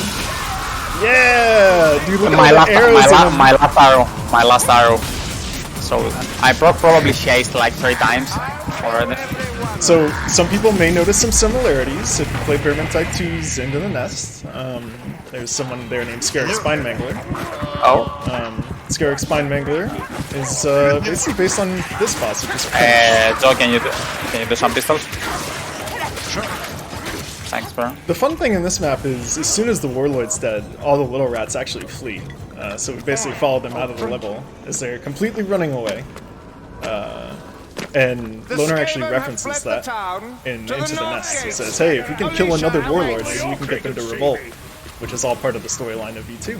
And how the Skittergate is basically not populated at all with rats by the time. Now, that's my question. What do you prefer, Into the Nest or this one? What do you think, Oogie? Rating out by far. That fight lasted longer than 3 seconds. Oh? So now that they are kind of getting that, this was Robin's kind of brainchild, wasn't it? If I recall correctly? I do not recall either. That's a good question. Sorry, Robin. I probably used to know. One thing I wanted to point out there was that was a really nice touch that when you defeat Creek, all the rats that spawn are just fleeing, which is like, the first time you've ever seen rats that were not aggroed in the entire Vermintide career. It was cool. Mm-hmm. Nice moment. What was kind of your reaction when you first played this Crunch level? And then Panda has requested that you explain the Unbench the Crunch event that the community held. Oh man, I'm sorry. I don't remember what it was. He's something about fastest kill time for. Oh yeah, okay. That it was. So the first times I played that, we failed and we failed and we failed again, and not because he glitched out. It was because we could not figure out how to deal with him. And the community really analyzed, okay, what was his armor? Because it was a new kind of armor. It was like, if I recall correctly, boss armor. It didn't behave the same way. Or his head was one kind of armor, and his other armor was a different kind. And then people dialed it in, and they figured out exactly what weapon loadouts to bring to just kind of delete him. But I think it must have taken me 12 or 13 times to beat him the first time. And it was a long mission to get there, so it was quite an ordeal. And then, yeah, Unbench the Crunch was like, it was like a Elon Musk challenge almost, right? It was like, all right, everybody, get your team together and try and figure it out. And yeah, it just got insanely fast. And then those strats would turn up in pubs. Sorry, Sneaky, I can't remember the specific details.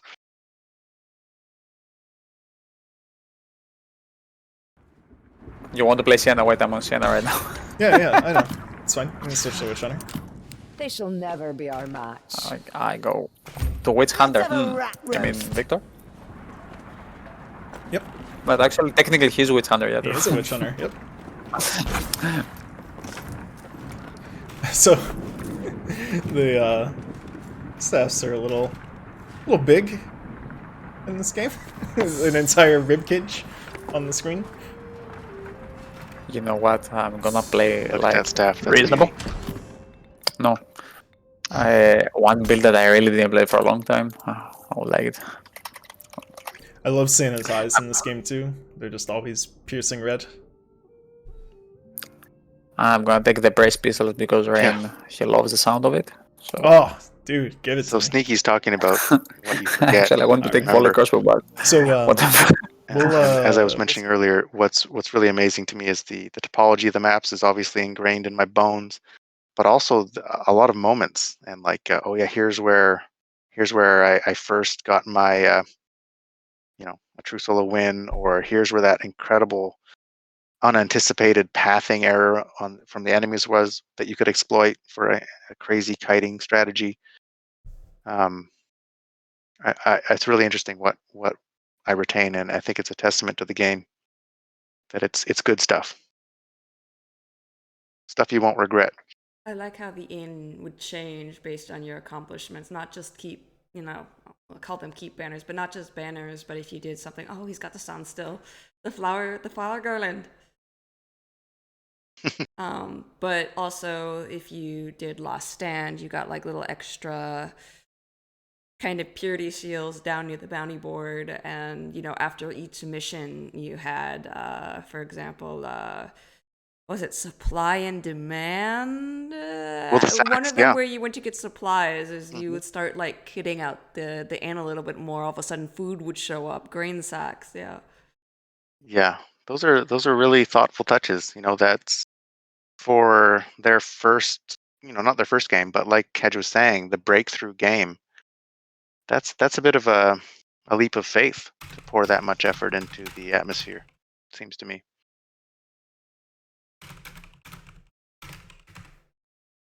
Are they gonna play Trial of the Foolhardy?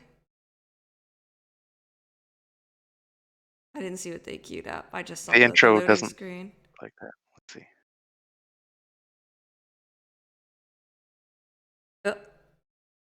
This is way late. Okay, this is cool. Way late, we start in the tavern. I wouldn't take the two-handed sword. It's like I would go iconic things about it. Look out, Rat Ogre! Okay, Rat Ogre directly. You can take aggro, okay?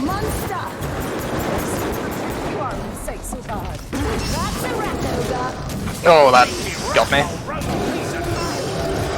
Okay, I gave it steady for a bit. Not for long.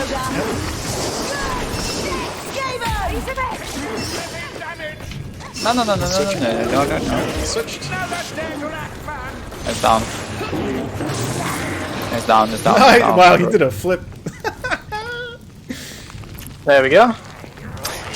Question: does it body block the stairs? No. Okay. Okay, let's go here.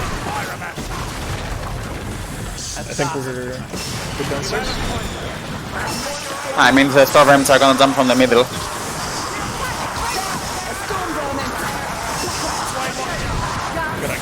Oh, gas. I got him. He's gonna run to explode, but I'm gonna dive.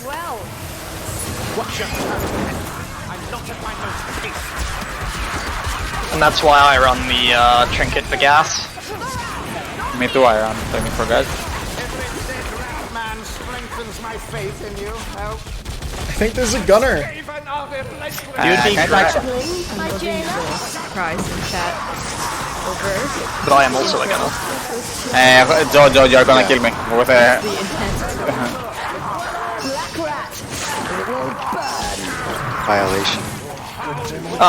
Another thing to note is I'm seeing a thread between this getting and, guard broken in this game is way more brutal. I haven't had a chance to show that yet. Something that So I've been mod trying to avoid that. really did was But oh, I'm getting gunned. reinvigorate every map by spawning bosses in places that bosses never intended to spawn. And suddenly you had all these new strategic and tactical challenges that really shook it up. Because, you know, you just run the same strat in the same spot. Oh, here's that ogre. We'll fight him here like we always do. It suddenly gave you a lot more terrain and showed that it was possible to spawn an ogre in a tight little spot. My apes are a little nervous. I just did the killing blow on there. And still have it be playable.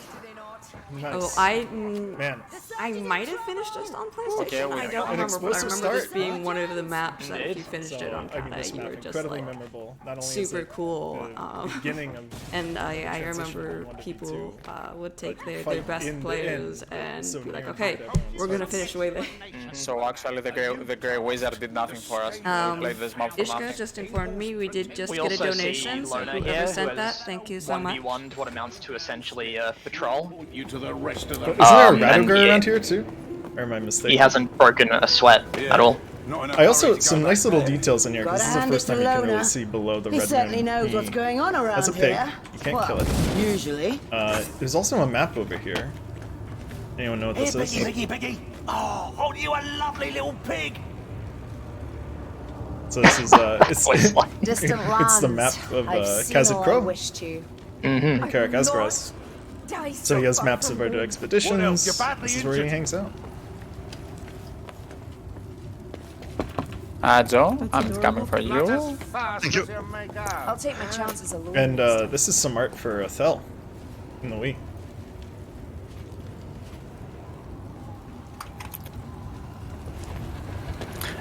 Here's our lovely Grey Wizard, looking more like her V2 self than usual. Engel's wards. I presume the Skaven breached them with foul magic of their own. I'm not sure. It is possible, but not likely. And this is the Chalice of Lost Souls. While you It shows up in the Drakenfels maps, and then the Skull of Eisenfaust is in this chest over here. Those are objects we collect in the dungeons that then make an appearance in the Enchanter's Lair in V2. And pay no attention to the floating gold. I don't know why that's Ain't there. that the damn flask from the Drakenfels dungeon?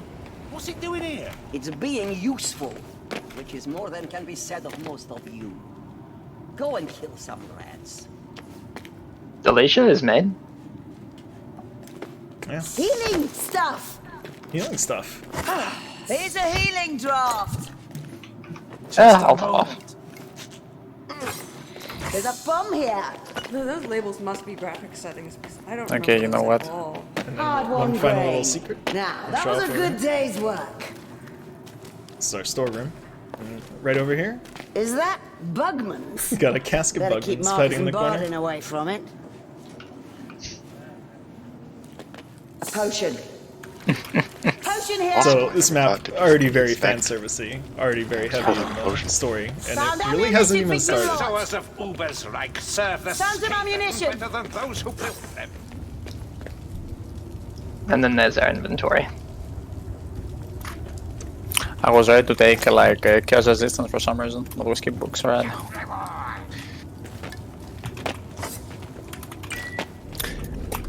Okay, Rain, I'm gonna disappoint you, but check please what range weapon I took. I didn't play it for ages, so... Whoa, wait, are you telling me I'm not gonna hear the satisfying Nope. bop bop bop of the bops? You know what, it's okay, I forgive you already.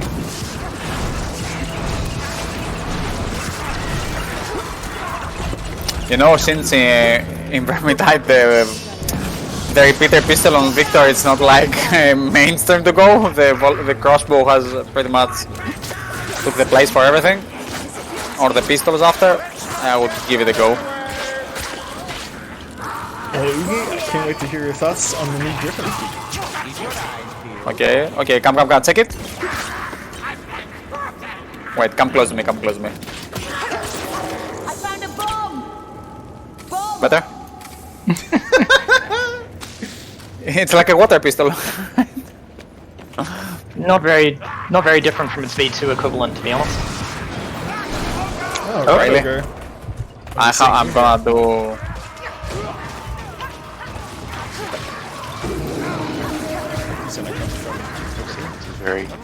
Okay, actually we can fight it here directly. There's open space. I'm gonna drink a strength, Joe drink second. Hold on. The big difference with proxy here, actually everyone takes it. Yeah, so proxy will apply to everyone within a radius. It's not just the closest person. It applies to Look, guys, my over there. Hey, we got him. It's dead. Nice.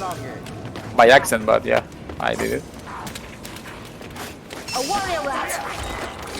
Black rat! Tear its tail off! Storm vermin!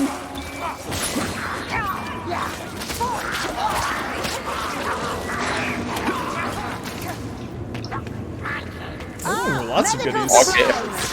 4 medicals. We can fight it here directly. There's open space. I'm gonna drink a strength, Joe drink second. Hold on. The big difference with proxy here, actually everyone takes it.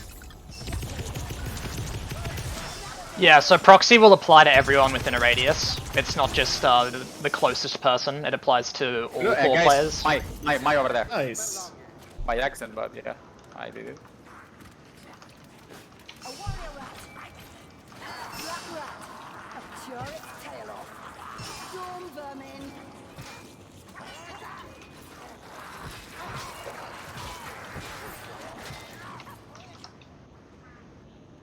Ooh, lots of goodies. 4 medicals. Huh. That was a very helpful loot. Indeed. You really believe that we're gonna die from this road of the game? So some health values on some of the units are a little different in this game. A loot rat has, what is it? Like 70? And compared to a storm vermin, which is what, like 12? Something like that. SV don't, I think SV have more than 12 health, but yeah.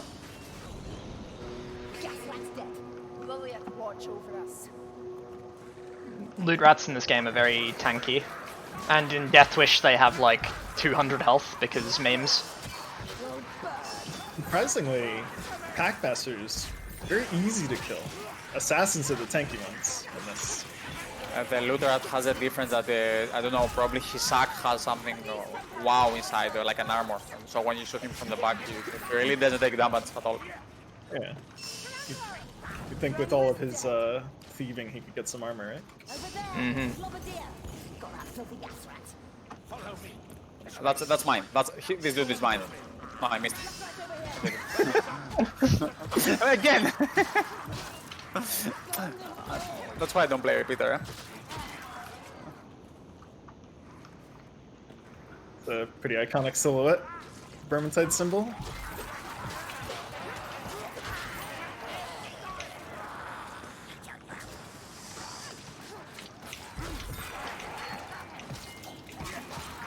The dagger, actually one of the weapons, one of the DLC weapons that does have a push attack, and it works as a move tech as well, just like in V2. Mm-hmm. BioShift once said that it was the birth of Vermintide speedrun. Just that one weapon. Feel free to say that the dagger and Vermintide one, it's terrible.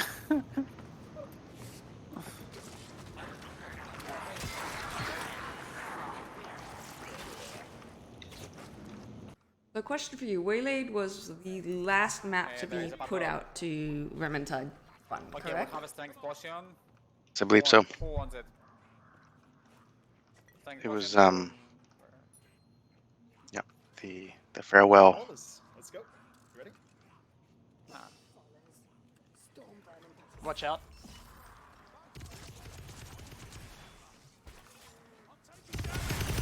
I killed 10 already. 11. One thing I'm noticing that separates Okay. VT1, VT2, the mechanics versus kind of And old division. that's how is the ranged plays out in this game. Essential importance Ursula, of positioning, as JSAT would put it, repeater, where you are handgun to can just receive get the really horde, nutty with relative to your friends, every relative shot to what's counts coming, twice, shots count relative as to where the headshots, specials are. Shots of infinite ammo. And I remember, pocket, like, I think some of the just hardest really, maps I ever did really were silly stuff. full book There's a Death term there. Wish duos. This Quebecois guy I ran into, and you just had to be on point. It had to be perfect. It had to be flawless because you were just one Ambush. error away. So I guess an important thing to note is in this game also we don't Cheat get your way plague out, monks and we folks. don't get warp fire throwers. And the most important thing. we don't get shielded units either. Rat ogres are our only monster, and our only lord is Crinch, who you just saw him reaching out. Mm-hmm. For people like us that we hate the leeches from that one, it's an amazing choice. Coming up on one of my favorite moments of humor in this game is the rats tried to misguide us here. They've put up some signs. Definitely not that way.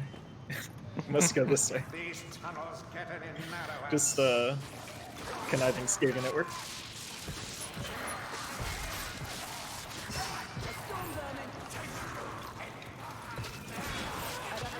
You know, now that we're playing the map, I do actually remember where all the books are. There's one right up this ladder. It's a grim year here, but we don't yeah, go. I get it. And a very cool effect here with the red Assassin. eyes. Skaven as you drop them. Assassin, you have to push him in this game. Yeah. Light attack doesn't work. You have your chance to heal and give me back my HP.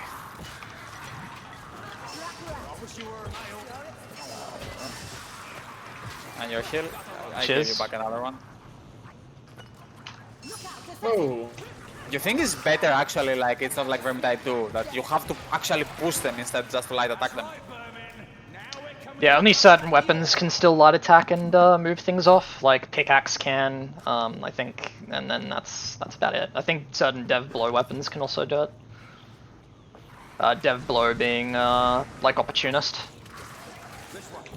Yeah. Tome is up on the left, but again, I'll skip it for now. Mm-hmm. We have the one book, it's fun. Yeah, it's a good luck book. Yeah, the Book of Protection. Book of Strat.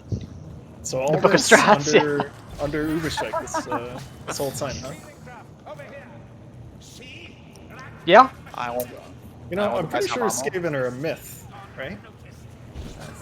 I don't think they're real. Yeah, it couldn't possibly be. There's a gas rat, but I'm out of ammo, so good luck. Correct me if I'm wrong, but the Vermintide 1 trailer, which is really cool if you haven't seen it, I'm pretty sure that it has a similar shot to this over here. And can you want to check this out? Yeah. Oh wait, sorry, where are you? Oh, you're over there. You're so used to me being Victor. Yeah, between V1 and V2. Just a really atmospheric. Yes, shot there here. is a shot of this in the trailer where you see all the Skaven getting ready to be devious, you know. Actually, I left all this map alone. Sorry.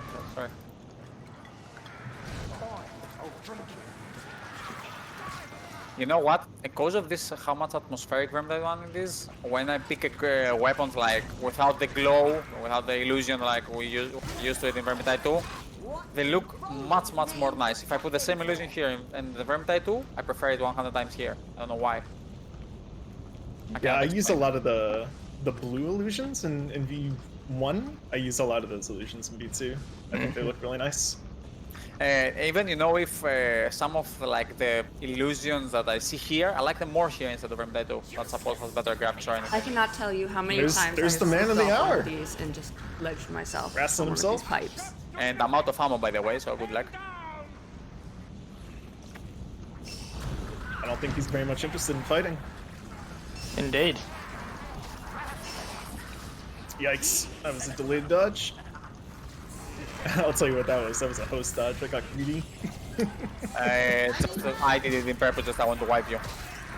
Aw, it's too kind. Yeah, my bad fault. Oh, thanks. No worries. Yeah, I'll give you this. Cheers. Another thing worth mentioning is that passing items over in this game is, for some reason, way more difficult than it is in B2. Oh no! Wow. Yeah, you. Thanks again. I believe, what, you have to hit E? Yeah, Or use key to pass over a bomb? And there is a gas over here. Wait. you do, because otherwise you'll start blocking or pushing, and giving up stam is rather rough.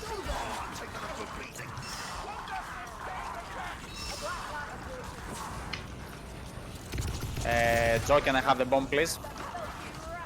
Yeah, come. Have it. Thanks. Alright, you guys want to push? Or try? Oh, I guess, whole army. I can push this. I have devastating blow with Pommel. I can push as long you want. That's why I took it. Cheater. Please tell me that there is ammo here. I'm on the half map without ammo. Watch your back. Thanks.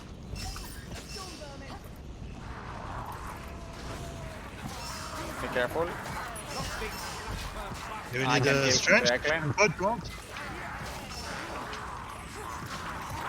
So a very frantic map. Kind of a finale, so to speak. Mm-hmm. Oh. Got you. Oh, we're out of healing. Alright, let's keep moving then. We don't want to dawdle. No lollygagging. Oh, whoa, face one. Okay, we'll have to push here directly so we'll stack all together, otherwise the doors.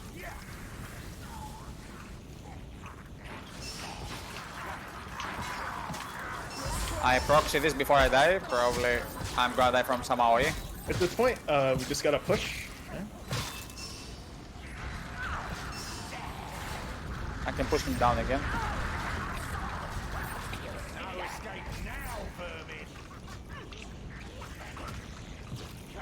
I really want to survive till the end. Don't let me die.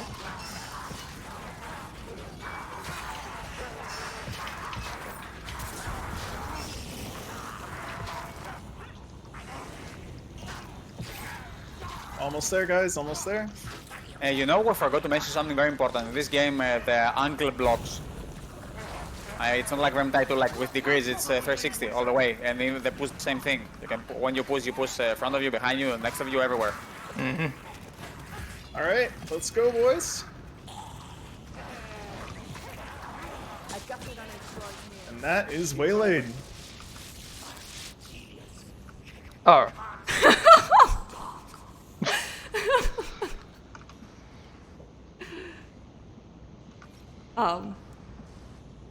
Does someone have skip cutscene on? He's having his moment. I hear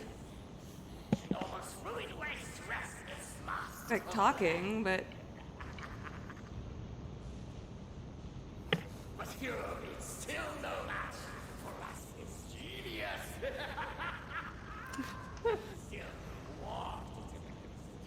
And can I like that you have no cutscenes, so you just aren't even seeing this? yeah, he must have Yeah. a cutscene. We missed a cutscene I'm because just we were standing around watching like a fucking intense idiot. stream. Well, rest Light assured, there anticlimax. is a Yeah, very cutscene good. that plays there, and it's really cool. So, Yeah.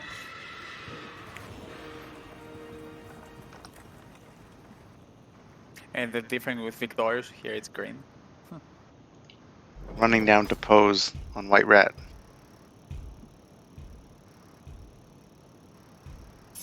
I think I don't know if they have time to do. They only may have time to do one more map, yeah.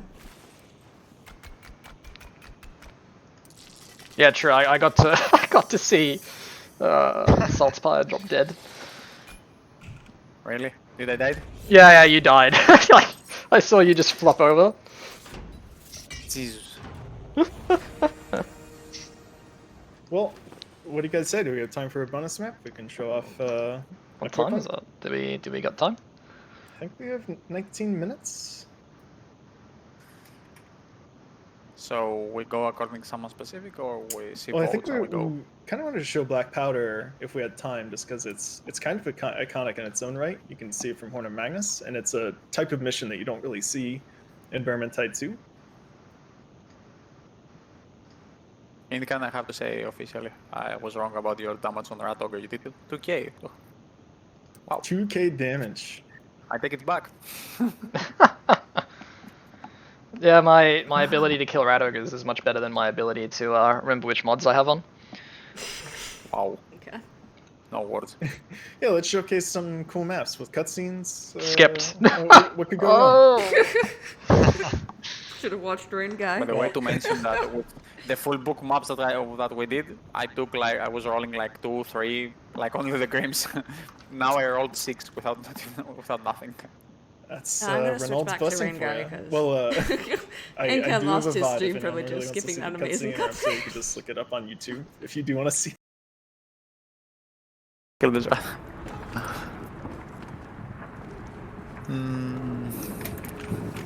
All right, let's knock out Black Powder real quick, and we'll call it, huh? Sounds good. Okay. Okay, I'm gonna take volley crossbow for that. Thanks, Si. Just because I can. Yeah, sorry I've been missing my own chat, guys. I've been monitoring the Fight the Tide chat. But I'm glad you're all here. Which map? We said Black Powder. Or... Black Powder. Black Powder, Black Powder, Black Powder, Black Powder. I'll run a standard handgun this time.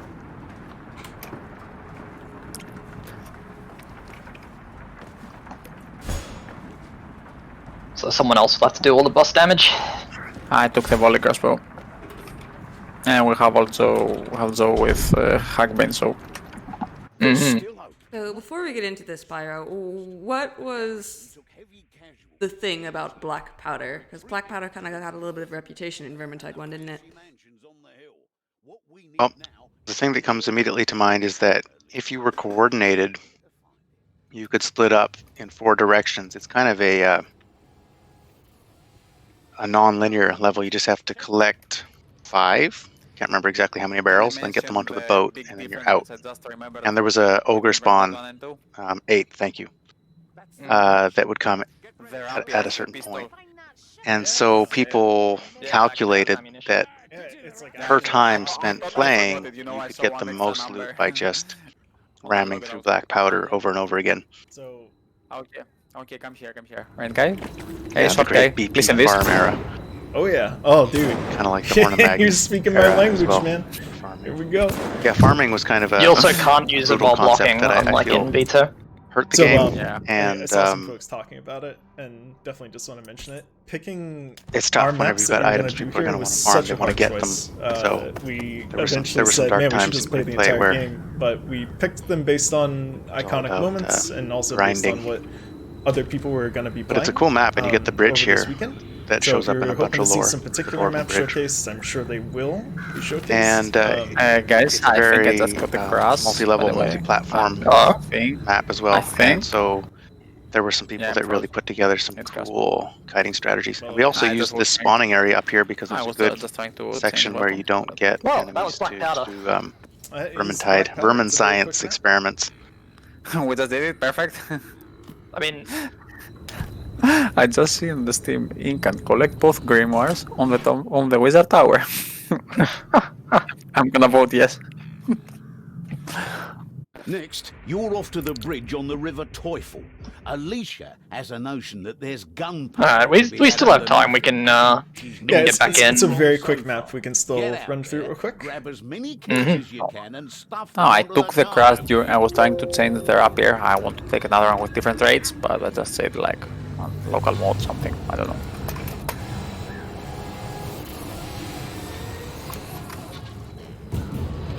There were a couple of maps. Don't see how the map is unique from V2. It's unique from V2 in the sense that V2 doesn't have any maps where like you just enter one area, complete an objective, and then leave. Whereas V1 has a few maps like Black Powder or Wheat and Chaff where you enter just a single area and you complete an objective and then leave. There's no like actual map progression, and like those maps are also unique in that they don't have any books.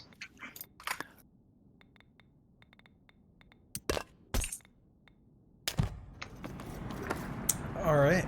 You can let me know when I can Grimlac is shuddering.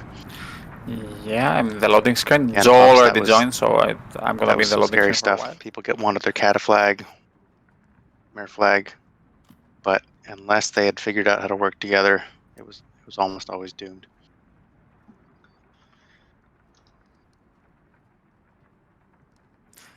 I like it a lot, by the way. Yeah, I was gonna say it turned into the sweetest map ever for Stormbrim mutation. Those videos have to be up somewhere, are they? Go to your inventory, you can have directly access to all your class, like instead like Vermintide 1 and 2. It's a thing. I mean, you can have throw the mode after. I see Grim in the chat. Hey, Grimlac. Awesome. Those were some pioneering moments. I laughed my ass off with all those ogres getting kited through these giant loops, somehow squeaking out the end. Loner pouring the mug. It's just great. Alright, let's do it to it. Alright, let's go.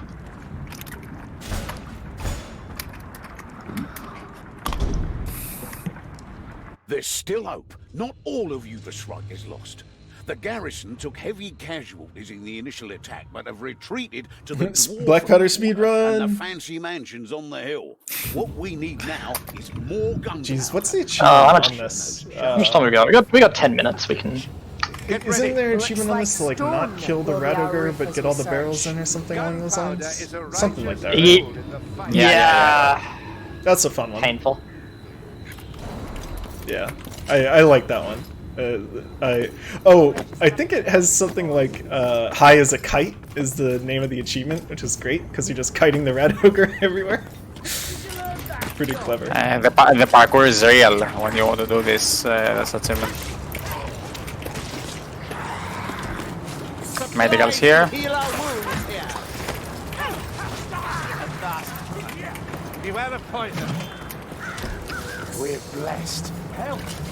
Kill him, the gas rat! Potions over here! Strength, yeah, there is strength here, cool. Rat ogre is gonna go down fast. Okay, we'll go directly. We're kinda lucky, I think, we took this barrel first. Are the most hated barrels, I think, this one. Barrel physics in V1 are also pretty interesting because clients, instead of it teleporting back and forth, clients can actually. You go from there. I came from here to make the parkour. Just your hook against my axe, would you? Oh. Huh. Oh. Thought I had it. That's alright. Joe's got me. Good to have you back. Thanks, Joe. Got it, son. No problem. Here's a healing call.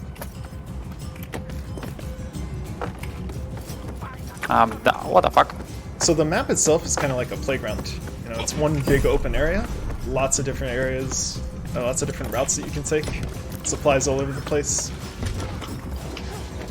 Urban, we'll try to leave you some.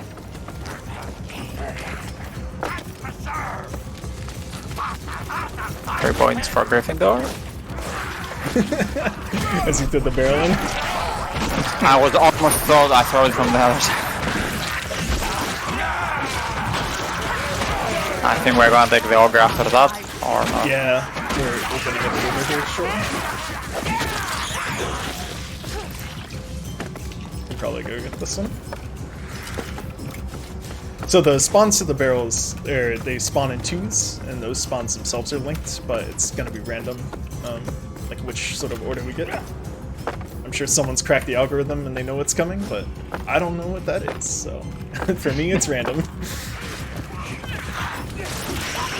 Any Grimalax in the chat? Any main dishes in the chat? Gas out somewhere, but... Oh, the other barrel, no one picked it? You brought only one? I'm only one dwarf. I can only hold one at a time, man. Alright, we have the red over here. He's over the Roger. Oh, nice. Roger. Awesome. Get this rattling. Okay, keep it a little bit steady. See ya. Wow! He's already gone. That's one dead redwigger. Okay. I volley crossbow the red one. I don't think it's the best, but if you got lucky with the skull cracker, you can really nail it. Yeah. I got, and that's for you. That's for you. Hell yeah! Now we're definitely gonna win. You like that safety in numbers, Joe? Yeah. Are you flashbanging, Joe? I might have. I do like the sideways shield bash attacks. They're very satisfying looking. Bring prize. Bring you the other barrel. So safety in numbers is the V1 version of heroic intervention, and instead of providing temp health, it provides like a blue shield that absorbs X amount of damage, sort of. And the thing is, it also provides a big flash effect on the target player's screen. So you're helping. So I swear. I'm helping. Yeah. Most definitely helping. I go to bring the other one. And if you proc it multiple times, it'll flash for each proc.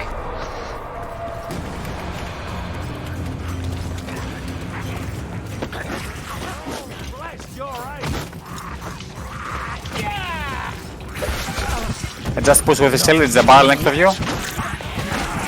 Oh, barrel it's up. Barrel it's up. Slip, fam. I might have hit it. Just gonna heal it. It's like a dumb hit, but I can give you some safety in numbers. you know, Incan, I thought you'd never ask. Flash me up, Daddy-o. You know, if we didn't have a limited time right now, I would try to light up every barrel right now to do not let you finish them. Oh, so you're that guy. But I'm sure it can like give me after, so yeah. Let's go see. But yeah, just a really cool looking map. You know, it's simple, but pretty iconic. You know, it's the kind of map that you're like, I have to go in 10 minutes, but one last map. It's that kind of map. I guess it's another thing to highlight the uniqueness of how this game handles like the way you enter and leave a map. Because on this map you escape with the ship instead of like with the wagon, whereas in V2 it's just always the Bridge of Shadows. GG, that was fast. Alright, well, I think we're right on time. Incan, Joe, Oogie, guys, thanks so much. This has been swell. It's been a pleasure. It was pure nostalgia right now and good memories came back. Always fun to revisit this game. I always urge people, if you've only ever played V2, pick up V1 whenever you can get it. You get some cool skins in V2, and like I said, we had such a tough time narrowing down just a few maps to show, because there are so many good ones, so this just scratches the surface of it. But yeah, I guess we'll relinquish our time here. Send it back to Exen. Yeah, hand it back over to Exen.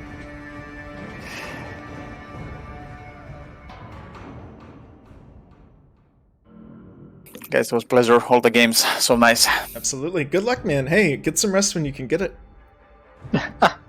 I think. Wait, actually, right now I go for the interview. I'm moving there. Oh no. Oh yeah, you still have more to do. Yeah, I have more to do. Wait, Oh, my night doesn't finish here. Then I'll keep listening to you. All right.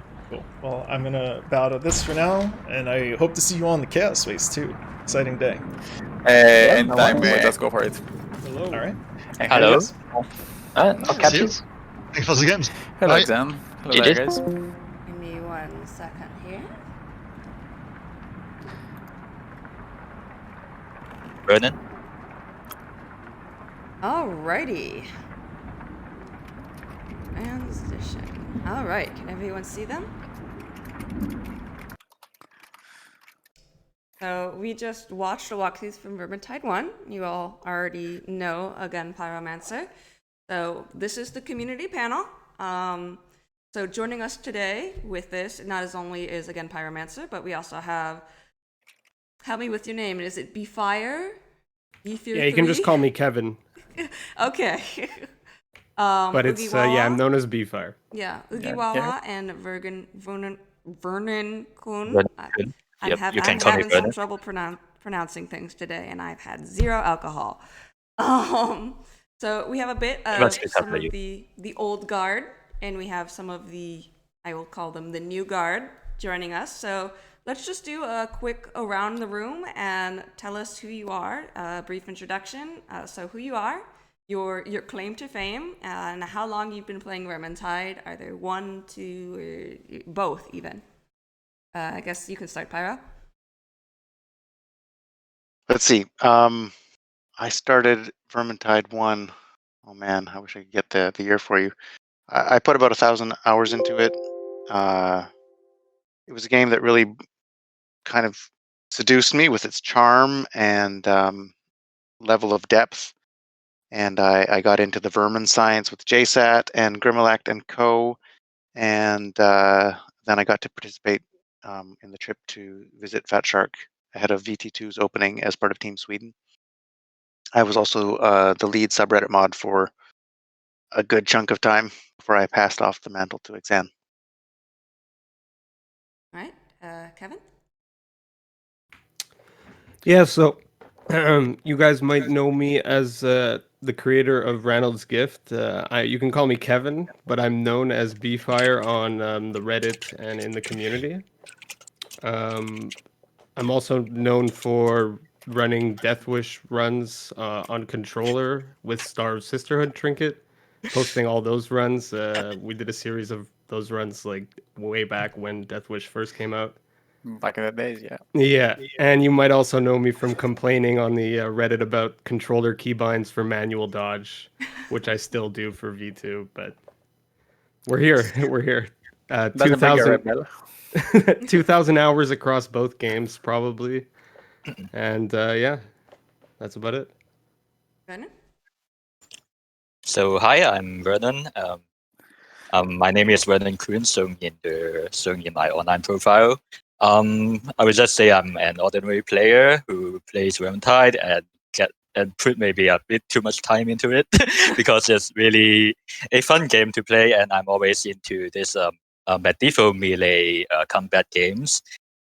So we are talking about the first time experience. So I actually started playing the game in 2018.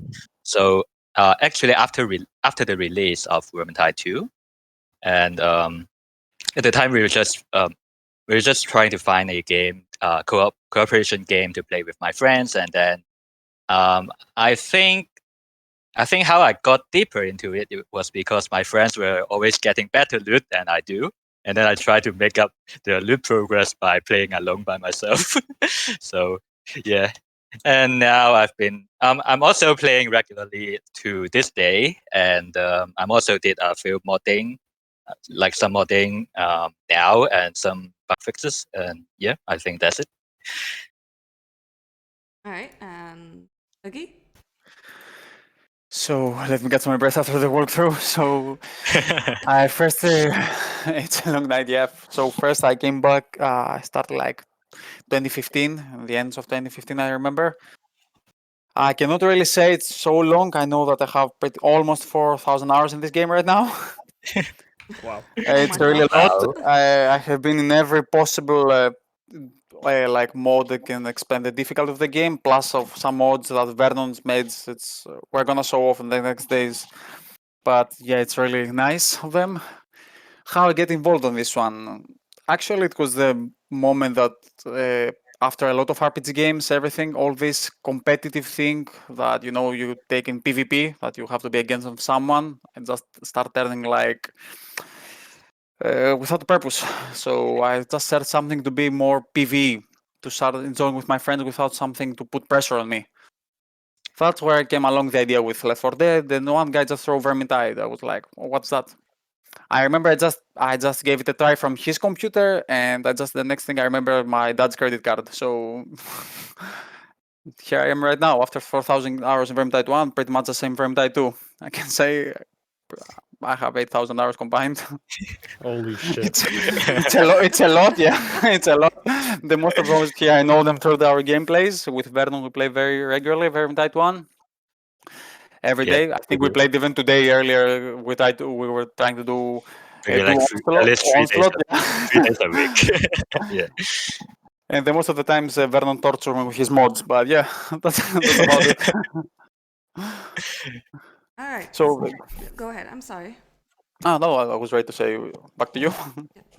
So, so we'll kind of just go around the room, and this is kind of your chance to freeform and talk about your experiences and compare and contrast, where you've been and what you're doing now. So, tell us about your first experience in Vermintide and what the game was like for you then, and when the game really started clicking with you as, okay, I know this game and I'm going to stick with it. Do I start? Go for it.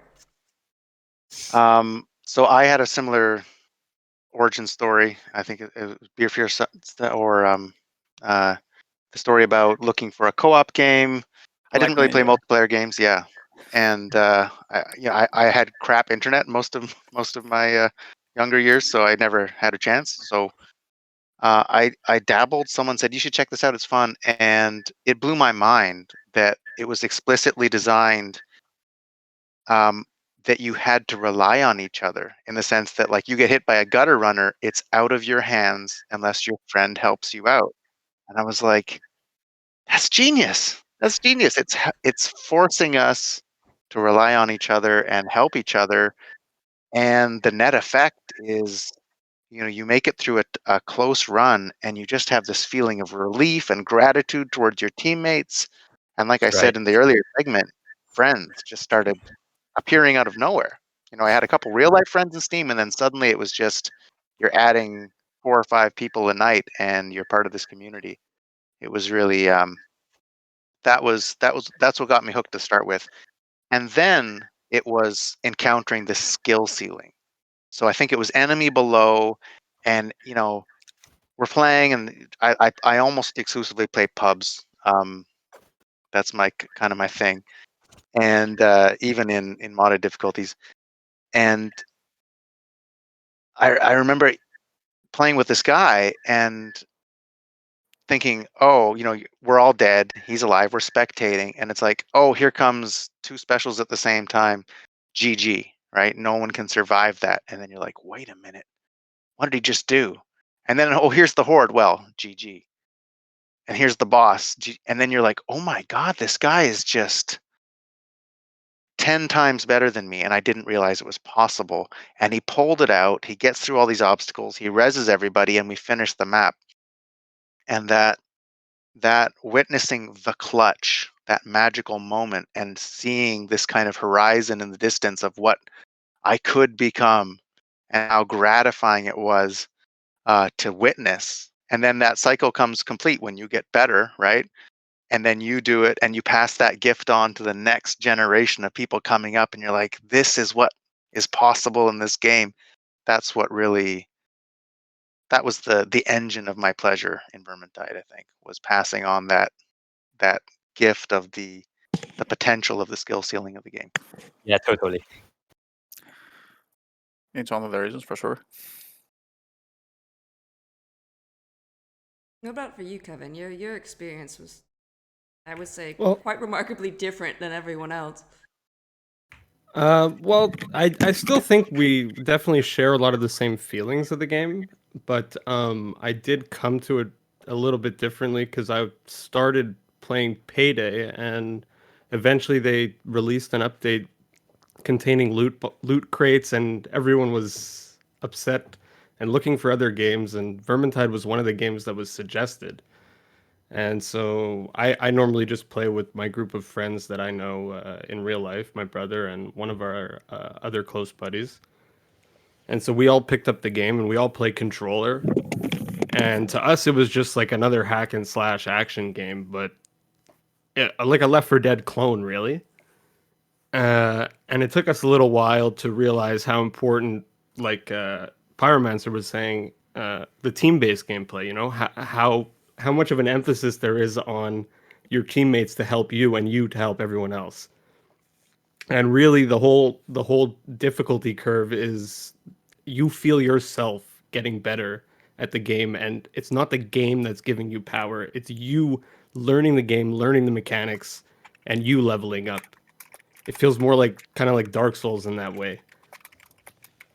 And I really, that's what made it click with me. It was that when I realized that the skill curve could be so high and you could get to that level and see those people like Pyromancer was talking about. For me, it might have been seeing Grimmelach in a lobby and realizing, holy shit, this guy's amazing, and you can do that too if you try hard enough and work hard enough at it. And eventually, you know, you level up and you get there. And it's that experience that really drew me to the game. Don't stroke Grimmelach's ego too much. He's shoutcasting for us tomorrow. He needs to keep I his feel head on like- his shoulders. Can I just jump in on that, because that was seminal moments, early like pioneering, and then when JSAT arrived and started breaking it down with his technical mindset and producing those videos about, like, here's exactly how a slave rat attacks, here's exactly how, and just teasing apart all of the mechanics and nitty gritty, which isn't done, right? They're still pulling new things out of Vermintide 1. True solo, you know, all of that incredible exploration and innovation was really inspiring. I think that's part of that same space that opened up. Totally. I think the videos of JSAT about the title "Today I Learned" should be like a series on Netflix. Really. Yes. Yeah, seminal work, right? I think everyone watched it at least once. I think actually JSAT was one really big step to people to go deeper in this game. Just he went further from the classic just hack and slash, and he actually saw that this game has has mechanics that you can actually really pay attention to it, and if you understand them, how they work, you can just become better. But the thing, when you become better, you don't understand it by just playing. But when the critical situation comes and you say, oh, what I just did, when the game is finished and you know that you did something good and you're like, what I just did. Yeah. I think that's something.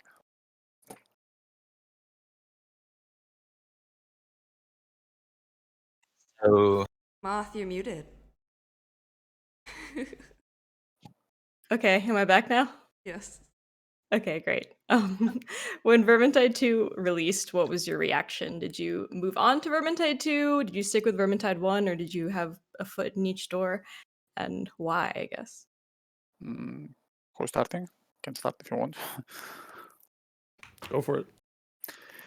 When I first heard about the rumors about Vermintide 2, because the beginning was like a rumor, so like an expectation for the next step, it was like something magnificent, something wow. When actually came through, I remember I was just directly in the alpha, just going directly to give it a try. When after this game, I bought it, I put my Steam account, and I had the possibility to play both. Even till this day, I play both games. I mean, Vermintide 1 gives you different experience, different. It's how can I put it better? It's like the same theme, slay rats with your friends, make it happen, but with completely different mechanics. That's what I really like about it. I mean, I hear a lot of times from people, as I said, I have a lot of hours in both games, and I hear people to say, bring the Wizard Tower Vermintide 2, or problem from the few people I say, no, keep it how it is. That's what makes it unique. That's why we say it's a masterpiece. So, like, don't touch it. You don't mess with the perfection, just leave it there. So for me, because I joined the party late, as I mentioned, I played Vermintide 1 starting in 2018. and then my friends were not like buying many games in Steam, so I need to convince them to buy Vermintide 2 for us to try it. Yeah, and then we actually enjoy it. But for me, before the Winds of Magic, the balances like have changed a lot, and then I think at the time the meta was to use like attack speed and crit chance and like spam attacks all the time, and I wasn't like because I like how Vermintide 1 handles the melee combat. Like you really need to avoid getting hit, and that feels more realistic to me, and that feels like more skill based. But actually, like after Winds of Magic, I actually quite like Vermintide 2, and I like still play it occasionally. Although I still mostly play Vermintide 1. Yeah. That's awesome that you guys both just play so much Vermintide 1 still, but I'm sitting here, haven't played in 3 years and feeling really bad about it. Never too late to get back into it. Definitely not. No, it's really inspiring me to just sit here and watch everything and the support from the community. It's great. But for me, when Vermintide 2 was announced, I was kind of surprised because I think the first game hadn't even been out for 2 years, right? When they talked about it coming out, and it seemed really early to be releasing a sequel already. But because I felt like development of the first game was going so well, and they had made so many great improvements, but they wrapped up the story and it was great. But when it came out, I was a little surprised that they didn't work on bringing back any of the maps from the first game into the second. Would have been nice. But we got a lot of new enemies and a lot of new, gameplay mechanics in the form of these careers and all the new enemy variations and weapons. So I personally have a hard time going back to the first one just because of the amount of variations there are that they've introduced now. But I think we've lost a few things in the transition. Things like certain maps and their atmosphere and the environments in Vermintide 1 are it's more a little bit Vermintide 1. Exactly. It's a more little spooky. Absolutely. The lighting, just even just the lighting itself, I don't know, there's something about it. You always feel like you're really in the end times, and Vermintide 2, it's just like a bunch of heroes going off to fight a war.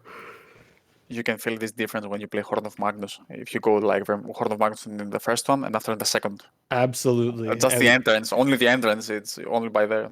It's enough. Exactly. Like Vernon was saying, it's a much more focused experience in Vermintide 1. Those just individual hits matter so much more than in Vermintide 2, where it's really an attrition, a battle of attrition. You're taking hits, but you just got to deal more damage than you're taking. There's no more temporal HP back then. Exactly. So let's talk maps. What maps really stick out in your mind as the most memorable and why? And is there anything that Vermintide 2 can learn from these maps? Because if you look at something like Reaching Out, obviously this is where the whole lords and stuff started coming into play. What can Vermintide 2 kind of still learn from what Vermintide 1 is? If I can compare. If I can compare, actually, the walkthrough that we just did, Rain Guy mentioned it. It was the comment, actually, like a phrase. He said, we just were talking about what you prefer, Into the Nest or Reaching Out. And he said, of course, I prefer Reaching Out. It's more than 3 seconds. I think this phrase shows a little bit something about it. Reaching Out has one mechanic, has the store vermins that he cannot take damage, has one. You have a little bit, you have to survive, you have to move, you have to think a little bit. For example, when you throw yourself into the nest with 1 damage dealer, even on cut difficulty, he's dead in 8 seconds maximum. With some skillful players, like the basic skills. The maps are for sure more spooky, as we said already with Kevin, the environment. And if I can say like everything, for example, the most memorable map for me that I love, it's one of the maps that I propose as well for the upcoming events is the River Egg. I love this event. The strat that you have to do, the idea, how you have to work with your team. The Reikland Forest, it's one amazing map, all of it. Yeah. And one of my favorites when you go back to the Dwarf's Hold, the Kerstron, for example. Yes. Kerstron, I think it's one of the best by far. About the environment, what you see, the enemies. I mean, I hate when I take overheads from Star Vermintide from inside the trays, into the trays, but I still like it. What Vermintide 2 can learn from it, maybe it's some maps like with some events, it could be something be added, like something different. It shouldn't be like damage just to burst damage like some maps. Yeah, a little bit more active, right? Like Vermintide 1. Yeah. I mean, and Thunder Lair brought a little bit something about it, like how to guide, all that the tactic. But if you go like Skittergate or these things, it's not so big difference. I mean, even if you say like we grab the corners, I wouldn't say it's a tactic just to separate in 4 corners. But right. Yeah, I feel that the maps Vermintide 1 are like the most important thing. Distinguishable. Yep. The most important thing is they have the base to become better. So that's the first step. So that's something.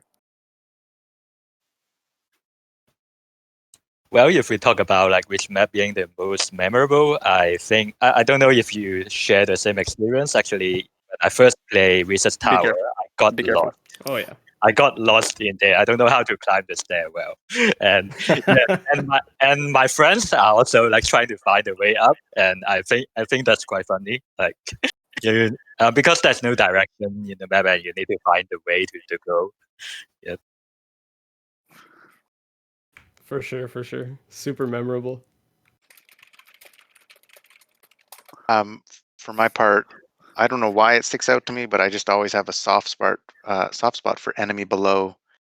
I like the chain of going from above ground in the village to the sewers to the Skaven nest architecture, and the Waylaid map kind of is a callback, right? You get all through the same layers. Yeah, it's like discovering the Redmen are like they're below us all along. Yeah, and you get down there and there's that chanting, right? It's like this Temple of the Lost Ark, Indiana Jones kind of moment. It's got a great groove to it, and then that escape. So you get that far and you have to run those barrels, and then you have to squeak your way up the tunnel. That was actually I was disappointed when we got to VT2 and where there were escapes like on Screaming Bell and stuff. They weren't as dangerous. And I remember talking with Fat Shark. They were explicitly like, well, people are mad at us, right? On Drakenfels and Enemy Below, you do the whole thing, you do the set piece, and then you wipe on the escape. It's too gutting. True, but it made for some real gratification when you pulled it off. So I don't know, that one always it's one of my favorite maps. So there's a lesson. I like the high stakes. You're not always there to pull out wins. Sometimes you want to squeak through by the skin of your teeth. Oh yeah, I totally agree with that sentiment about the stakes. That's actually like such a great point, because those events, like you're saying, the finale is really the escape, and the escape is the hardest part of the mission. And if you can't make it through that escape, you're losing the whole mission. So it all rides on Stakes. that. Yeah, and it makes it exciting, especially when you complete it, because you feel like you're being rewarded for completing something really, really tough. And once again, you had, unless you were, God tier, you had to rely on your teammates. So the stakes are also to cooperate and pull that guy into line because he doesn't understand something. You're like, no, for real, guy, you can't. You got to run at the same time as us. Whatever it was, it's like it's part of it. It's part of what bonds the team. Yeah. Or intimate. You remember Tide 2, you have all this ultimate ability to help the other players like remotely, so you don't really need to position yourself that well. Yeah, we'll have the battle wizard here, so you can talk about it. Okay. I mean, example, bro, the outfit. I think for me, my favorite map personally is probably Dungeons, just because of that darkness mechanic. I hadn't really seen anything like that in any other game where you're just in a pitch black level environment that you can't see anything, and your sole source of light is this one torch that you got to pick up and hold instead of your weapon. And in Vermintide 1, you couldn't attack with it, right? You could block maybe, or maybe not even. So you just had to throw the thing and you have to throw it and fight, and bring it with you. Or if you memorized the map well enough, you could just walk through it. But still, I just thought that was such a cool mechanic, and it's always really hit home with me. Even if you memorize it, it's the traps, right? It's randoms. Exactly. That's very true. Yep. So it's not like Blight Reaper that we go without torch. Yeah, you're right. You're right. This and the traps are really painful. Absolutely. That makes me want to give out another Grimlock shout out, because there's that video I think that's still up of him pulling off the first true solo on Dungeons. Incredible. That's incredible. To solo the ogre in those columns in the dark, it was like, what? Insane. Yeah, just absolutely insane. Yeah. You guys will see some of that coming up probably, and it's going to be good. Okay, community challenge. Story. Community challenge, Dungeon to solo. So, Vermintide 1 was the birth of Vermintide's modding scene, obviously, but we're only going to get into a little bit on this panel because this is a discussion that we're going to have tomorrow, I believe, with the modders. But what was your reaction to Vermintide 1 being opened up to new difficulties or like new ways to enjoy the game? I just saw Pyro's eyebrows raise. Well, oh, go ahead. Oh, no. They want to say anything. I was ready to cough, sorry. Oh, I was just going to say that for me, when Grimlock released his whole mod package with the new difficulties, I think it was mainly Storm Vermin Mutation, Death Wish, and Onslaught to start. And for me, Death Wish, or for me and our group, Death Wish kind of became like an end game goal for us. We wanted to complete all the maps on Death Wish with every book collected. And so just having that as like a new goal for us kind of like gave us more life to play the game, and it's just because really... the Death Wish first after came the Onslaught, if I remember correct.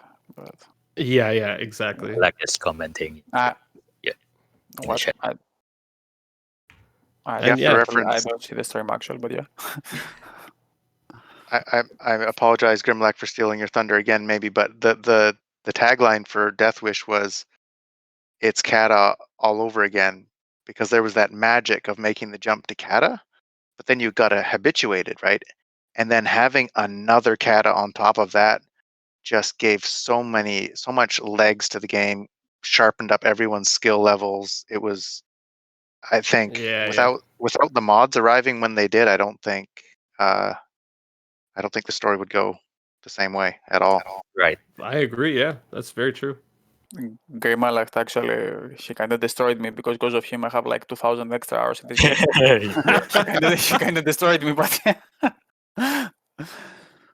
and I think I'm not the only one here, but a lot of people in the chat can say exactly the same word. Grimlock destroyed a lot of people. For sure, he destroyed my Friday night with pizza. For sure, I was playing Death Wish back then.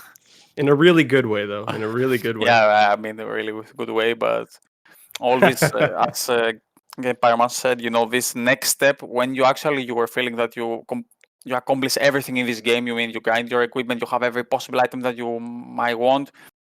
After that, you just see something new. And I really want to mention that. I remember the first time that I faced a gunner in the Death Wish. Oh my god. When I just saw him in front of me, I was like, oh, okay, it's a gunner. And I tried to melee him. I died just like in 1 second, and I was like, okay, here we go. I remember that's how I got stuck on it. I was like, okay, here the wrong steps matter. If you miss something, actually you pay for it. It's not like, okay, I'm gonna jump down or no big deal. I just took 20 damage. What was that, 433% damage on them or something? Yeah.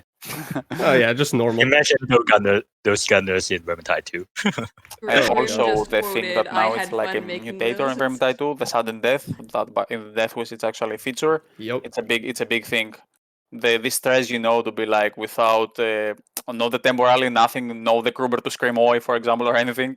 Exactly. Nothing that to know that you're exactly one hit or one friendly one hackbane, one beam, whatever can just take you down directly, and you know that you pray actually for their growth or bloodlust just to trigger is stressful, excitement, and everything at the same time, but always with a good way. Yeah, that I mentioned that during your stream earlier. You mentioned getting all the deathmatch maps with all the books, right? 2 Grims, Death Wish. It's so fragile, Deadly. Yeah. So I didn't do that. I didn't get all the maps duo Death Wish full book, but I think we got 2, and those are like cherished projects because man, it's just like it's like an Olympic performance, right? Yeah. Because you either make no mistakes or you fail. Yeah, that's it. That's it. It's that simple. It's the perfect run. Yeah. You have to make the perfect run. Yeah. But the most important, like a team, not like individually. So I also think the onslaught mod would be a base of the Vermintide 2 gameplay because, like in Vermintide 2 there are just so many more enemies than the Vermintide 1 base game.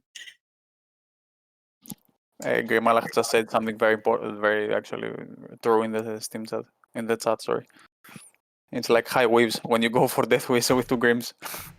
Yeah, right. Yeah, just without the handmaiden. Exactly. So I have to time box you here, guys, because we have 2 minutes left before we have to start the closer. So I'm going to direct this to Oogie in particular, since I know he is, if I recall correctly, the admin of it. How do you find people to consistently play with now, or where can people find players if they're wanting to play Vermintide 1?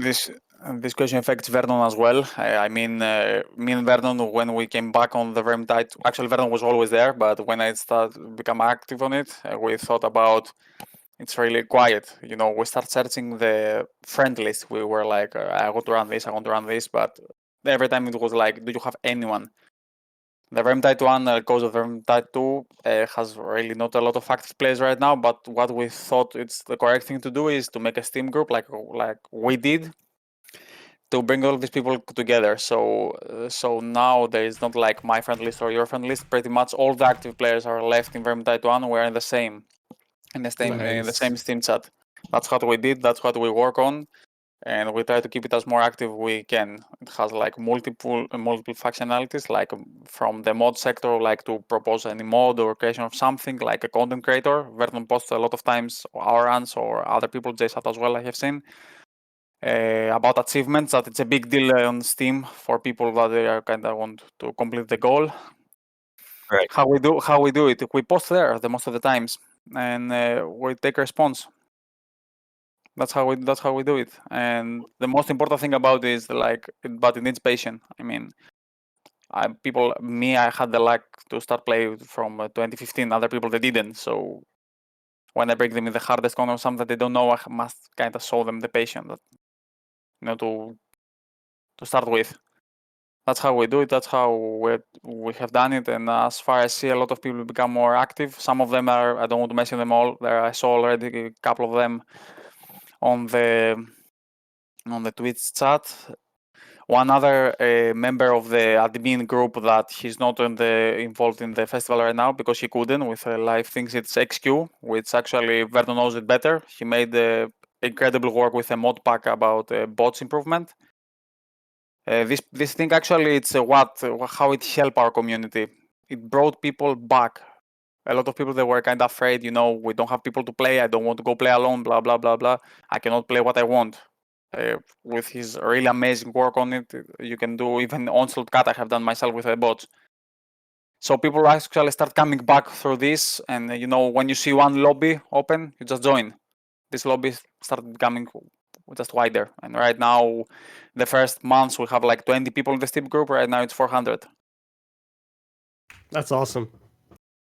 I don't know. Maybe I heard in Yeah. the beginning of the stream people say to post a link. You can do it. We can always find someone to play in the group now, and people like announcing they are like starting a kata lobby with 2 slots, something like that, and people can like ask for help for achievements, etc. Yep. All right, so I'm gonna time box you guys there because we gotta start the closer, and I know Oogie desperately needs some sleep to go to work tomorrow. Well, I do my best. today for him. You mean in 3 hours? Yeah. Oh boy. I'm gonna let you guys go. Thank you so much for joining us. I appreciate it, and hopefully we'll see you The again pleasure was tomorrow. all ours. Yep.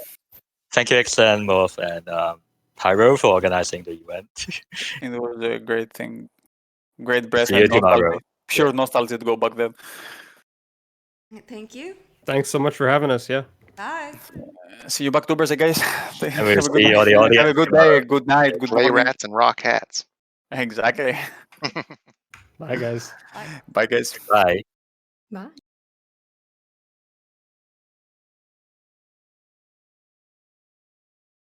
You were free to hang up, Pyro. There we go. There we go. I was like, okay, so let us start the giveaway, shall we? So Sure. we're going to start by giving away 5 Vermintide key codes for the collector's edition. Moth, would you like to do the honors? Yes, give me one moment. So this is the Vermintide 1 Collector's Edition, you said? Collector's edition, yep.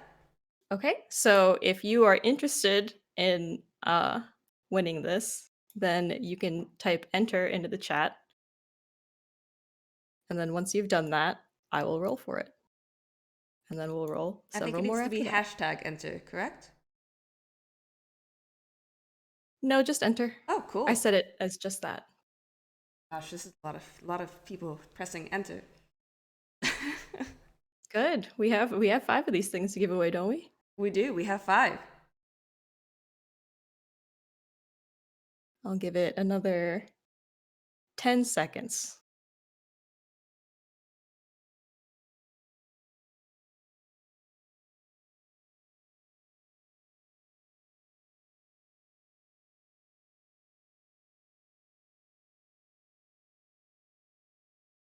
Okay.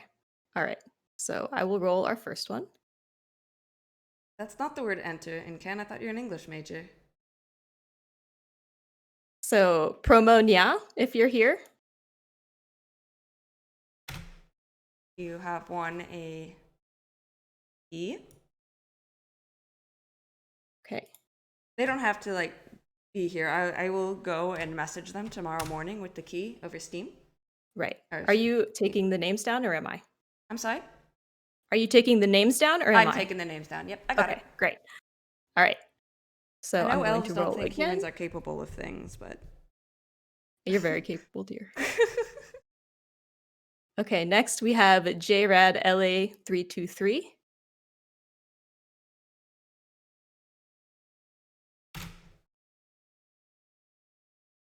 Wait, maybe Vernon shouldn't be the one that wins it.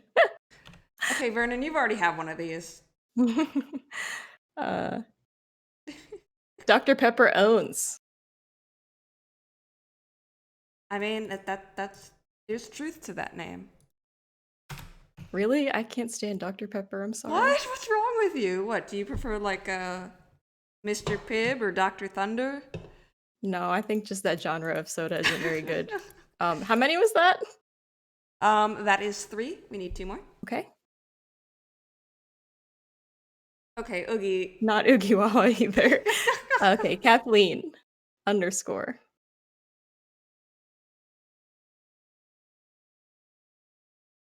I don't know if it's showing up in chat, but It said Oogie won it, but oh, I rolled it again and Kathleen won it. So let me just DM you that. okay, yeah, I don't see it in the quick chat. so that you Thank have you. it. Okay. And we need 1 more. One more. All right.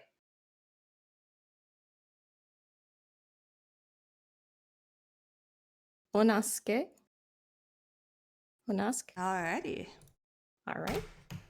So for the next 5, we will give away is we are going to give away a character pack, 1 for each character. So we'll have a hat and skin pack for Sienna, Barden, Saltz, Carrie, and Kruber. So we'll start with my jacket is the precise shade of Dr. Pepper.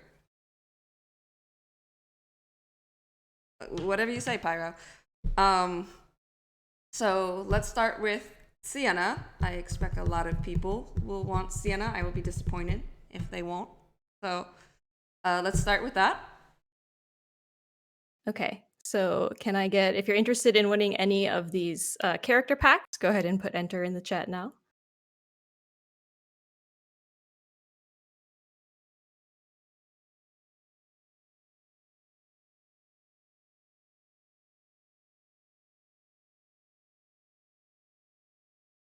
All right, and I'll just give that a few more seconds.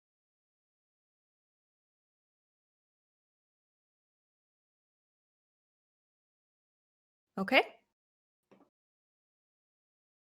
You All can right, buy the so stuff this on is Steam for if you want to. Check. Okay, so this is for the Sienna character pack. Zeebles. All right. Congratulations. Cool. So the next one would be everyone's favorite dwarf. Okay, and that goes to Pragmatic Zero. Sorry, I pulled the trigger a little prematurely there.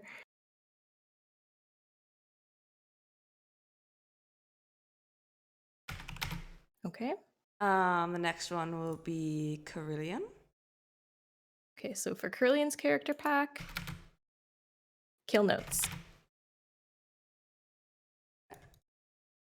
And then we have good old Kruber. Proud Kruber goes to Jungle Spider 20872. Okay, and the last one is the Witch Hunter Captain, Saltzpire. Okay. Oscar 6147. Alrighty. So that concludes day 1 of the Vermintide Festival. This evening was about 3 hours long, but starting tomorrow at 12:15 p.m. Eastern, you'll be joining Ishka and Grimalact as they continue on day 2 and 3 throughout the afternoon, Saturday and Sunday. I think each stream is about 4 hours long. If you want more chances to win, we will also be doing giveaways those days as well. So let's go ahead and take a look at the schedule for tomorrow. Before we head out. Moth, would you like to do the honors? Yes. I was waiting for it to appear. Sorry. So we have a lot of exciting things. We are starting with an interview with Bethan Dixon Bate, the voice actress for Sienna. We will be showcasing some Death Wish Onslaught modded play, and then chatting with the modders who make those game modes happen, and talking with Fat Shark developers about the game's design and what the Vermintide journey has been like for them. All right. So that is going to be the end of the day. I appreciate you all dealing with the technical issues at the start of the stream. Some of this stuff definitely It'll be even better tomorrow. It happened on the fly. Moth is the professional communications person, and I forgot. I don't know why she didn't make me do this part. Yeah. So the next one, Ishka will be handling the stream, and Ishka is much more OBS savvy than I am, so hopefully there won't be any technical issues. So, hope you all will join us for tomorrow, and we'll see you all next time.